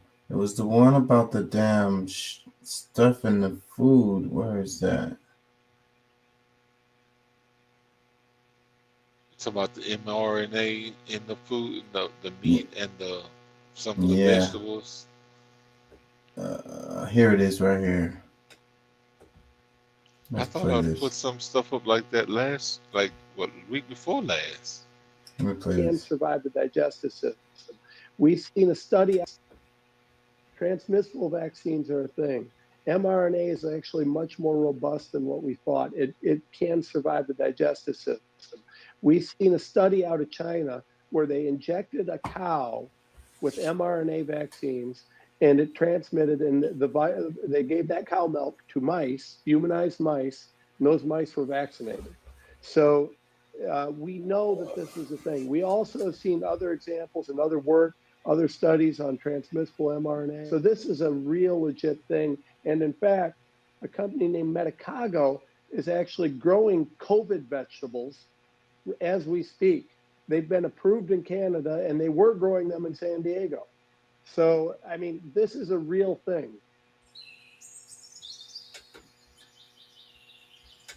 Go ahead. What y'all want to make comments on that? Better watch what you eat. That's what this is a part of the whole thing of me saying a long time ago. We need to grow our own shit, because of very similar things like this. This is one part of it, but of course, the fact that I mean, even if that stuff is abundant, you have something that you can eat. But I mean, if it's killing you, but most of the food that we've been eating is killing us. It's been killing us, and we ain't had nothing to say about that. So I think the average person is gonna feel the same way. Hey, shit, I'm good. Like I said, they're gonna take the same stance they've been taking on everything else. What else could I do? I ain't the government. Well, yeah, you really are, but you're a sucker too. I want to play this just to be messy, but it says 42 trans dressed as schoolgirls arrested after taking photos of girls in school restroom. Dems say, why are you upset? How does it affect you when someone identifies as female? It says, this is why it affects us. And then it says, this pedophile represents every Democrat. Now, I have a problem whenever you blanket shit like this. He says, this is why it affects us. This pedophile represents every Democrat. So every Yeah, Democrat well, is I don't necessarily agree fully, but I can see why somebody could say that is because no matter what happens, like most of them just Okay. defend it no matter what. Like no Also, matter, you need like even after a crime has happened, you still try to figure out a way to say that, hey, you should just shut up about it and just accept it because this is what's gonna happen. Like, okay, yeah, your child got misused in the bathroom.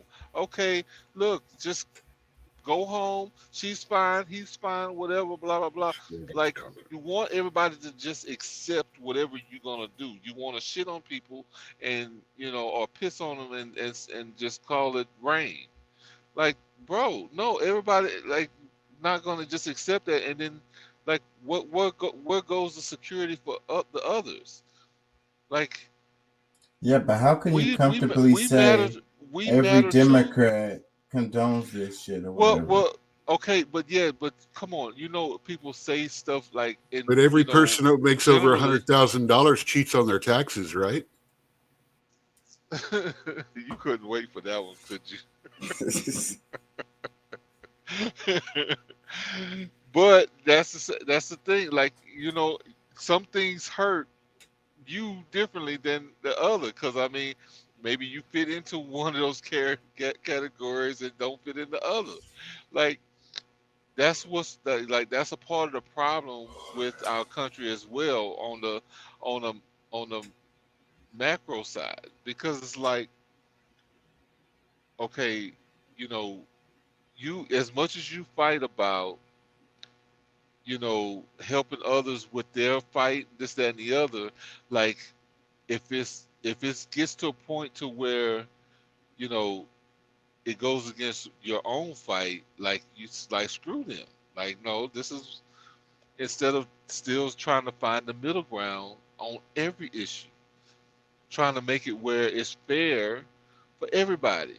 Because some people really think that being fair means, okay, they get what they want over here, and then we'll trade off somewhere else. But like, that's not something that's being seen fully, and you wonder why some of these, backwood, what they said, these Trump supporters or whatever get pissed off is because it's like, bro, like, okay, I've been trying to, negotiate and work a deal with you, but unless we give you everything, even though it intrudes on my own, like I gotta give up that for myself, but you won't give up any for yourself. That's the extremism. Like, you can't be asking people to be sensitive to your plight and you're steadily saying fuck you at the same time. Like, screw you, my shit is more important. And oh, no, you act like people don't understand. No, we understand. We understand. You try to go too far, it hurts me. So like, I'm supposed to not look out for myself at some point, look out for my family. Like, I'm supposed to say screw that and just allow this world that you're creating to just be, and I sit and suffer. No, like that. We're supposed to be trying to work together because, yes, we're a country of many ideas, but you can't just. Hey, looks like the movement's been trying to talk to us. Had a couple of comments about 15 minutes ago. Shit, I'm sorry, y'all. I apologize, people. No, I'm supposed to be watching that myself too. It said even an elected official has to follow the rules on the floor. It doesn't work that way though. And even an elected official has to follow the rules on the floor. I apologize for being late. Yeah. And I meant to ask you that earlier, but I guess it got caught up into the conversation to check the chat. But I didn't see anything at the time. But either way, I mean, I'm hardly ever on that screen, so I don't never see it. I'm sorry, yeah. y'all. No, it's all. I think the I normally catch them, but I was on another screen looking something up that somebody was like, in about a minute ago. All right, sorry the movement. We're gonna try to do better. But however, And thank you for commenting, even if we didn't Yes. catch it. Thank you. Yeah, thank you. That helps us. That helps us on the algorithms. When you comment, it helps bring us to notice, and it shows that you're interacting, which helps us get noticed on the algorithm. Yeah, I wanted to talk about Tucker, but I'm gonna save that for tomorrow because that's gonna be a long conversation. Let me see if I have something else I want to do before we go because I'm getting tired. I'm sorry I came on so late. Hopefully you don't have me closing tomorrow. shit, I was fighting sleep trying to Yeah, I'm get fighting to sleep where I'm parked right at. now. Yeah, but I got I went on and I did the wrong thing, of course, and bought me a Monster, and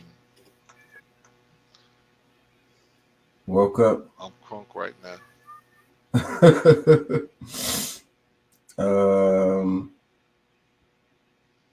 But I wouldn't have made Trump it was through making fun. this far.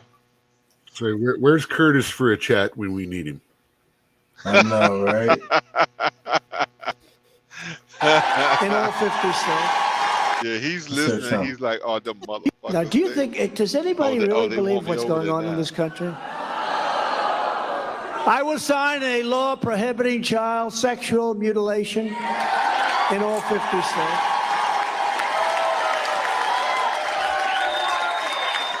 Now, do you think, does anybody really believe what's going on in this country? I will sign a law prohibiting child sexual mutilation in all 50 states.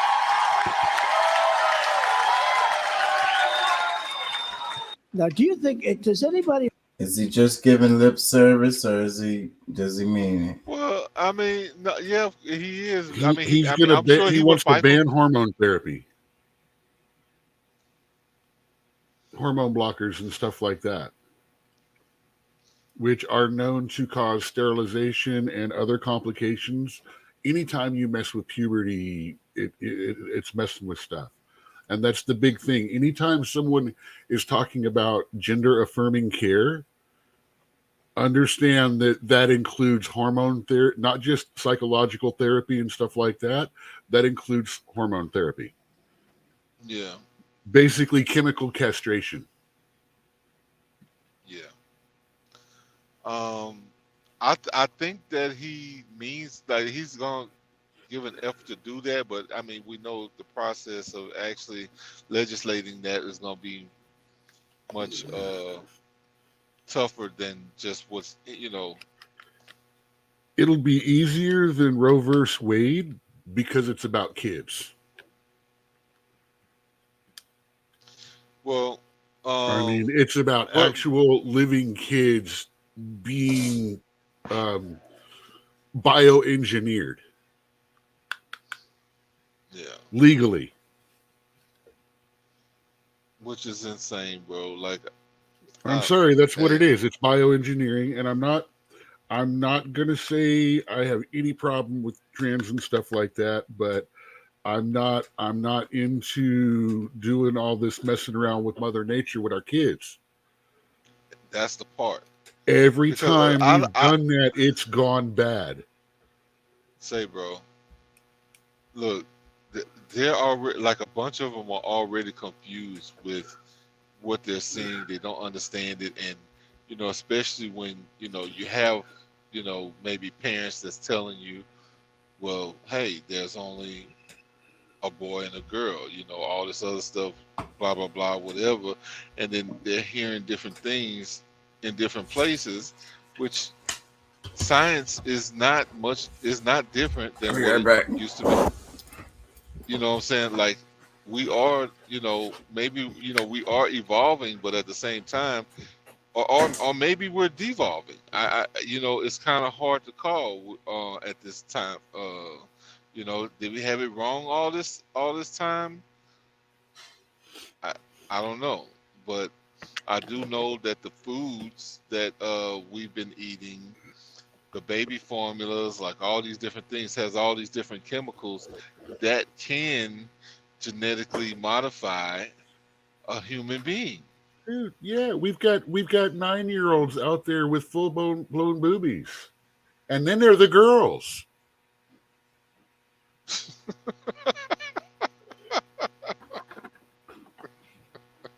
Stop it. It's only funny because it's true.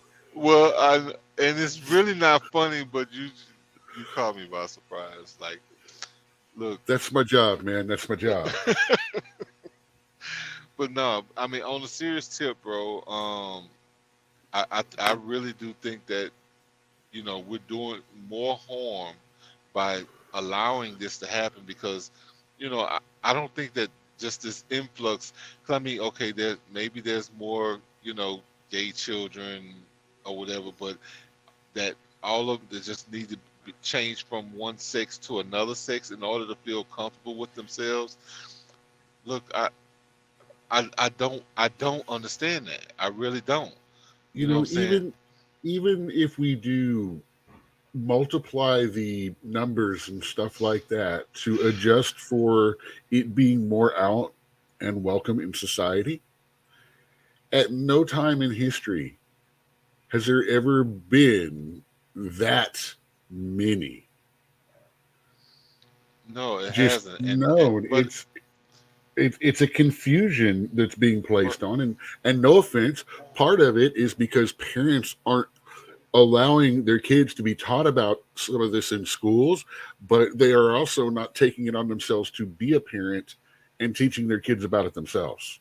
well, see, and that's my I thing, mean, that's because I'm on both sides of the well, argument with you, and I'm with Chaka on it, because at a certain well, point we need to go, okay, parents haven't done it. Parents, you need to have done this by now. well, and that's my biggest argument, is that, yeah, the parent should have more involvement and take it, because of all the confusion that is out there. You know, somebody who loves this child, to be able to, at least, you know, someone that the child trusts, and, you know, like, for them to hear it from them, at least in their viewpoint of it, they'll feel more comfortable and can deal with it better. But I think there's a lot of parents that's afraid to uh, stand against any of it, because they want to fit into the world, the narrative. So I'm one of those, like, you know, I'm not of the world. I'm not, you know what I'm saying? Like, I only deal with these things because I have to, not because I want to. But I leave myself to try and just have him to try to figure all this stuff on his own. And I get confused by it. I'm an adult. I've been living with, you know, 47 years, and I get confused on some of these situations. Why would I leave my child to try to figure all this stuff out on their own?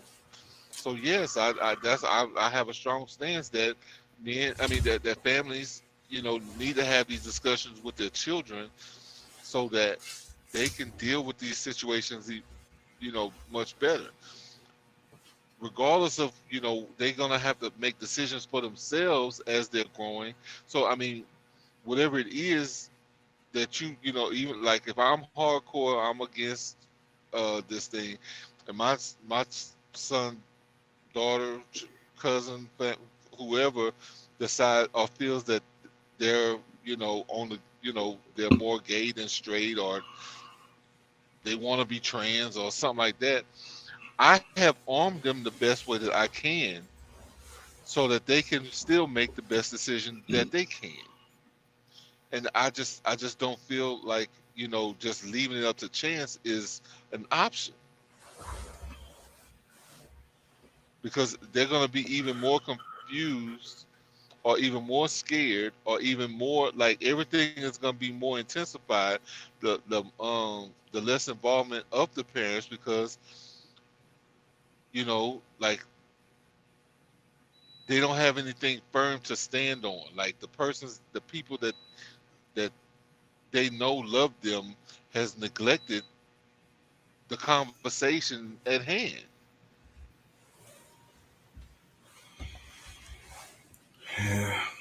I mean, man, I'm just glad that all we had to really worry about, I'm watching this whole thing, and it reminds me of back when we were in high school of all the emo kids. Except now the consequences aren't just like a bad haircut and a really bad taste in music. I mean, they're a little more dire now. Because it's like, oh, I'm going to show you how individual I am. I'm going to get a nose ring that looks like it's a door knocker, and I'm going to paint something on my hair blue. You notice blue seems to be the universal color. If you would, it might be the pattern recognition in me. It might be the particular algorithm for me. But I've noticed that most of these loud ones that I see on TikTok and stuff like that, they've got the nose knocker ring, and you've got the some patch of normally the little front, or there's some blue in the hair. Well, I remember that was mostly the white kids that did that when I was growing up. And now it's a little bit of every, like you see Asians, you see black, you see white or Hispanic. Like it's something that's, and we got to realize that it's not just, I don't think it's just the food. It's that's pushing the direction, the biochemical trust side. Me, it's also the Hispanic culture neurological.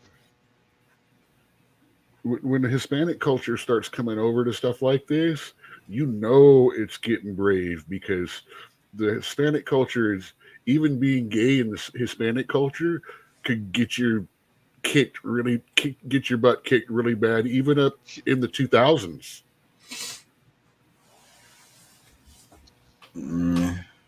Well,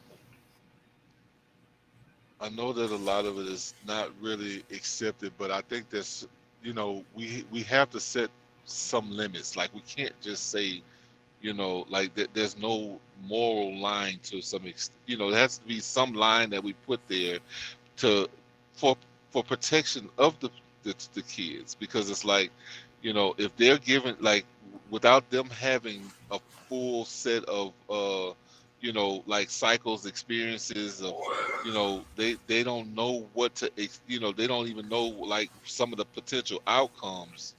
They're thinking, on the surface, oh, this thing looks good, or this is, they're attracted to it, but they don't know all of the consequences.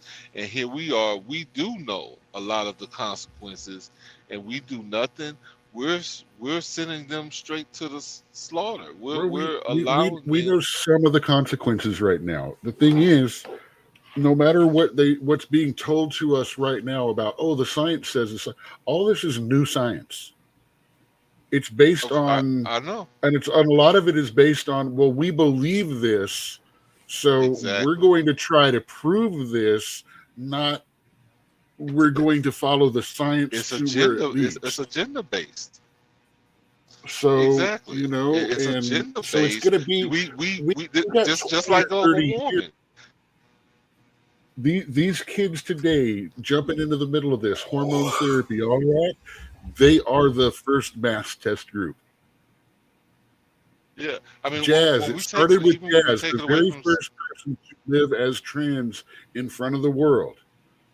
That's the linchpin moment. You say no heroes, no individualism, but that's the linchpin person when the trans situation became something that could be done or became popular on TV. It became into the forefront of attention in media and stuff, pop culture.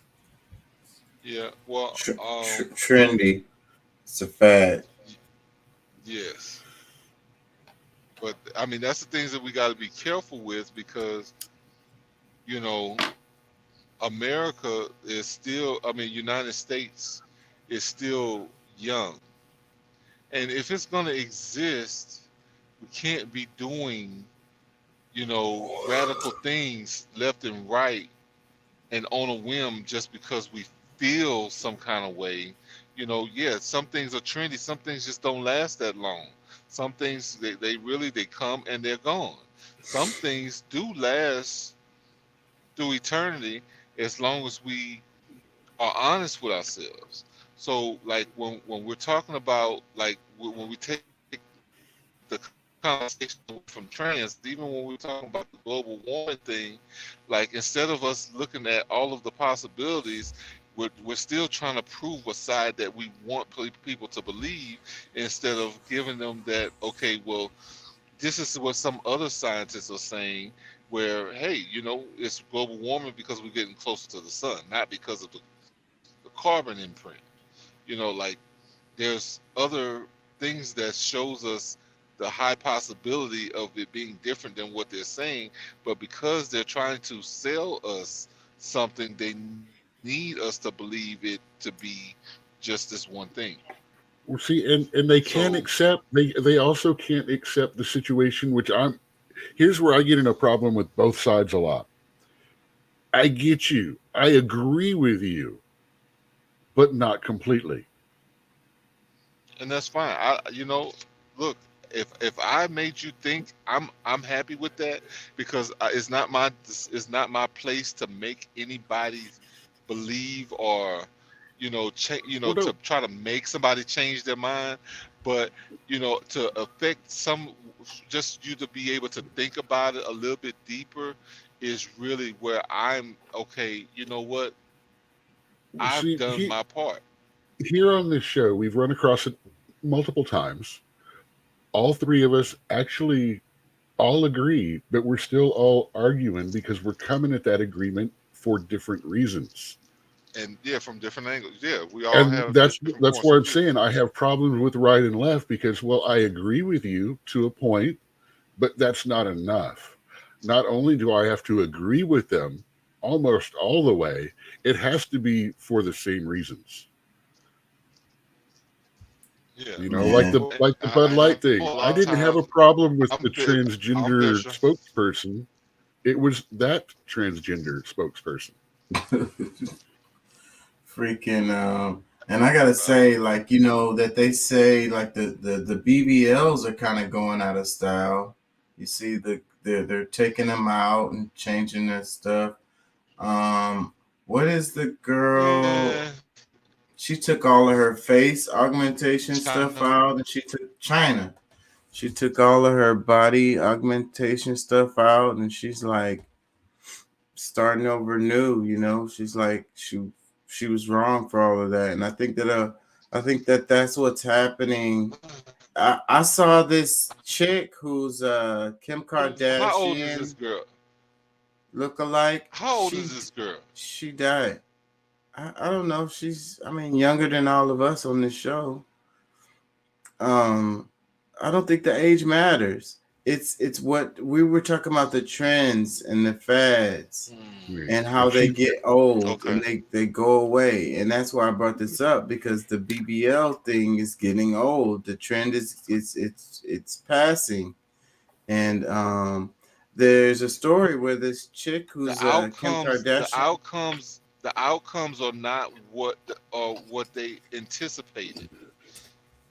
They thought that they're gonna catapult themselves into a being well, seen. It worked for a while because it was a fad. No, it was a trend. It allowed them to thought out. It didn't work.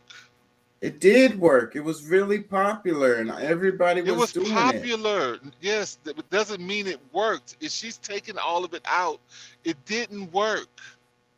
And if that's the new trend, like them reversing all of this stuff now, proves it didn't work. It just my point. It proves.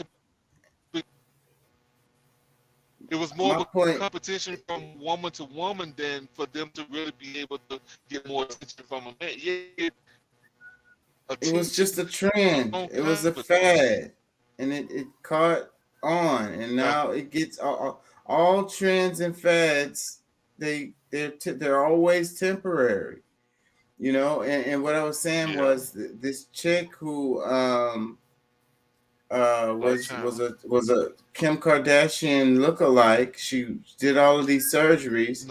She recently died. You know she that died. she had a child with Reel in with your her messenger brother. right now. No, she was a part of the family. She was Black China was had a child by Rob Kardashian. Yeah, She that's wasn't not the what I'm lookalike. talking She about. was in the family. No, I hear he's talking about what you're this. saying, but I'm just reminding you. Oh, you talking about somebody different than Black China? Yeah, it's I Ashton was G. Caracal or something. Ashton G. was her stage name. And Gorkani. she did a recent her latest surgery. She died after or during, I think after the surgery. She Of the passed reversal. away. In the reversal portion. We're not talking about No, China anymore. This is a chick that was doing surgery to make her look more like Kim Kardashian, and died during the plastic surgery she was having, trying to look more like her. That's a Facebook reel. I don't know if you can play it or not. It won't let me. It keeps saying this page is unavailable right now. Technical error. No, yeah, we're talking about somebody else. And I only brought her up because it just shows that lady took it to the extreme. You know, she had a big, huge butt too. Like she kind of looked like Kim Kardashian. She had all the facial reconstruction work. And then she had her butt like huge. And she did a recent surgery and she freaking died. Like she took it to the super extreme and it took her life. Yeah. So you got people dying trying to look like somebody else. It's crazy. Yeah. But guess what? I mean, that's moving into not just women now. There's guys. The dudes are doing it too. Thing now. They're doing the abs. I think what's his name did it. No, not Drake. just that. Yeah, I'm talking about more like in the trend. Those guys too, because that they're doing the because I think. But Drake this is all. This is all a part of the same argument because we're talking about the transgenders and we're talking about the fads, and then you have these people who aren't trying to change their gender, but they're completely changing their appearance, and then it's like the facial reconstructions that's happening, like that's making everybody look like the same ass face. Like these people all got the same face. What's his name? The singer, The Weeknd did it. He and before he came out with his surgeries, he did this picture that came out that made it look all like he kind of looked like a monster, where it was like over exaggerated surgeries. And then after that, he came out with what he actually had done, which was a toned down version of the picture that he had. But it's still that same face. It's like I don't know, the mask. I don't know. They're all trying to look like. I'll tell you, who would ever thought 20 years ago, if you would have said 20 years from now, Roseanne Barr was actually going to look better than Madonna. Yeah, man, look how Madonna and believe looks. Oh my God, she looks like the Dude, remember those little dolls with the hair that you put on the end of the pencils when you were a kid? And she looks like one of those things. Oh, she looks like the thing from what was those movies? The Queen Oompa Loompa from Willy Wonka. No, I think of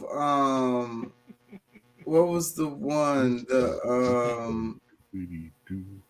God damn it! What was the one? The one where they kept doing the movies where they did so many the Saw movies. She looks like the little Saw doll To me, that's what she looks like, the little Saw doll.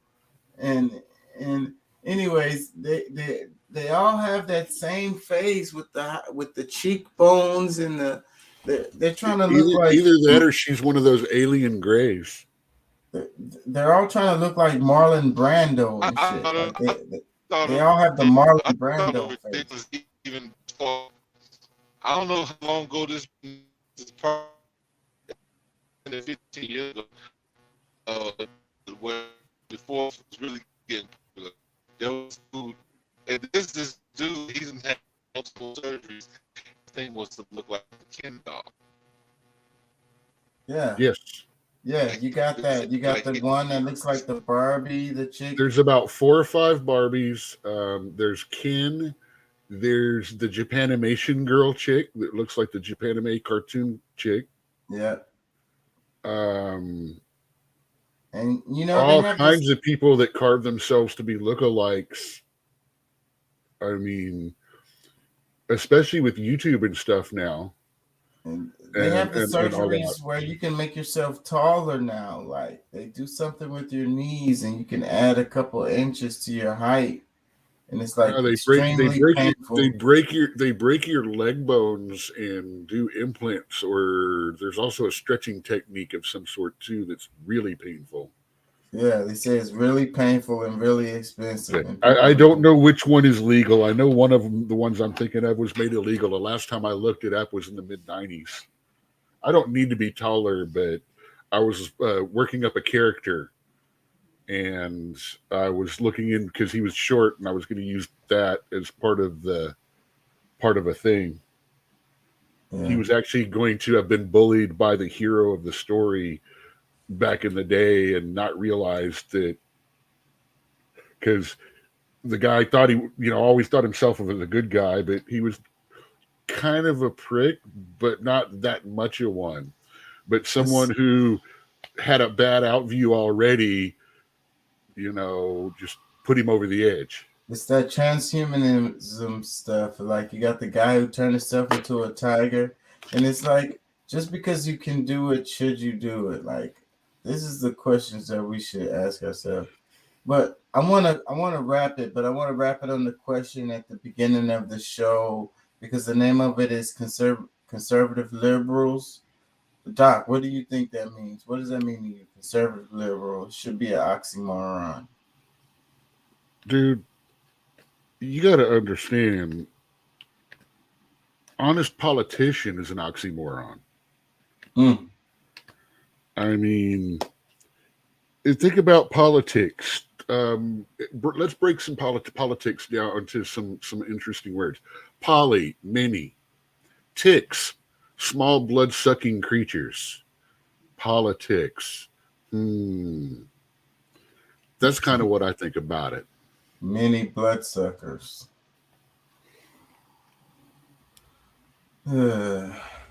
So, but do you think that a person can be a conservative liberal or a liberal conservative? Well, like I say, on a worldwide measurement scale, our liberals are practically the Fifth Reich. And that's what I'll be saying. We fall on the right politically overall. We don't really have a left. And liberals and left is not the same thing. Ooh, I know how we can get some younger people in Congress and limit the term limits and stuff. Let them go back to beating the crap out of each other like they did back in the 1800s. Hey, I saw this thing where they do in Italy, where if there's a politician who, I don't know if they still do it to this day, but they did it recently, where if the politician wasn't doing what he was saying or whatever, he wasn't keeping his word, they would dump him in the river, bro. They would put him in like a cage and they would dip him in the river. And that was like his punishment. It was like a humiliation thing that they did. I'd just be happy to fire him and make him. It's like, just don't elect him again, guys. Yeah, well, I don't think these people get reelected, but it's about them not doing what they said they were going to do in office. And so they have this whole thing, and they do it like once a year where they dunk a politician in the water, like in a cage. Like, it's not nothing for them to be killed. They're not in no real danger. It's just more of a humiliation thing. If I was a politician once a year, I'd go to some fair somewhere and set up a dunking booth so the public can dunk me. I'd make sure everybody knew, and I'd make sure that every dollar went to some awesome charity. That sounds like a great idea, man. There's quite a few names. My number one charity, though, is teaching people to read that don't know how to read. Because once you learn how to read, the world literally opens up to you. That's the start. There's quite a few names that I would spend a good amount of money to have an opportunity to dunk them, get them dunked in one of those, like at the carnival. Yeah, I'd spend some money on that. Yeah, they could raise a whole lot of money doing that. That would be a good idea. I mean, I even say some stupid stuff just before the carnival so more people would come out. That's a good idea, I think. Anyways, man, I'm exhausted, bro. It's almost 4 a.m. How about these presidential debates? When they do all these presidential debates, how about we hook them all up to a lie detector test as they do their speeches and debate each other? Yeah. It doesn't have to be formal. It doesn't have to go or anything like that. It just needs to show how much the needle twitches when they talk. Yeah, just bring out Murray or something at the end after they say everything, and it'll be like, the lie detector determined that is a lie. Wasn't it Murray who do that? By the way, we did lose a true American hero this week. Jerry Springer has left us for the great beyond. Yeah. And I think every couple should get into a fight tonight just to honor his memory. And I kind of wanted to talk about Harry Belafonte. Did we lose Harry Belafonte? Yeah, he died too. Man, that is now Jerry Springer. I miss her. He's the ringmaster. He's a pop culture icon. Harry Belafonte is just one of the baddest motherfuckers in history. Yeah, man. Let me play this music-wise. Man, I still remember him when he was Harry Belafonte Jr. Hold on, since we mentioned it, we're gonna go out on this because I got a clip where ever since we lost Betty White, it's been a downhill year for me. Let's play this. Harry Belafonte talking to Obama, I think. Hold on, let's play this. You know, it says the last thing MLK told to Harry Belafonte. Let's play this. You know, the last thing Dr. King said to me before he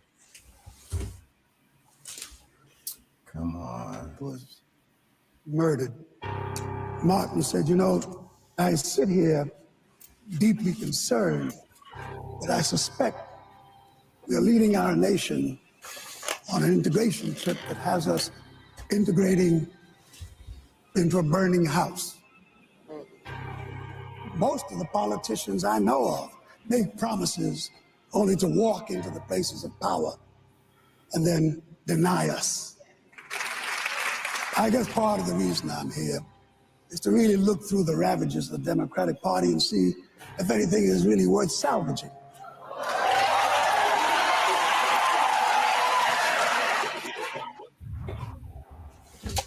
You know, that's pretty heavy. He had Obama and Hillary Clinton on the stage while he was saying that. Let's play it one more time. You know, you notice which one was shocked when he said it.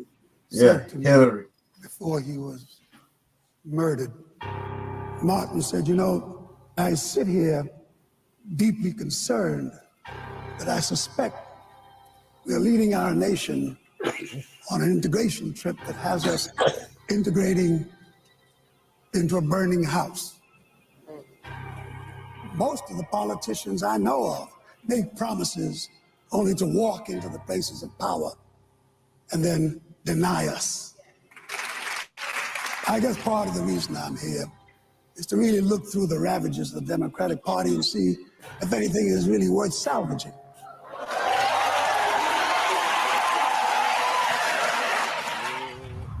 Hillary Clinton looked like she wanted to say something. I wonder how long ago was that? Bro, and nothing changed. That would be at least about 12, at least 12 years ago. I want to say it was the first run. Yeah, so back in 2008. Back when she actually had a chance against Obama. Yeah. Yeah. So Well, 2007. I think that was actually before he chose Biden.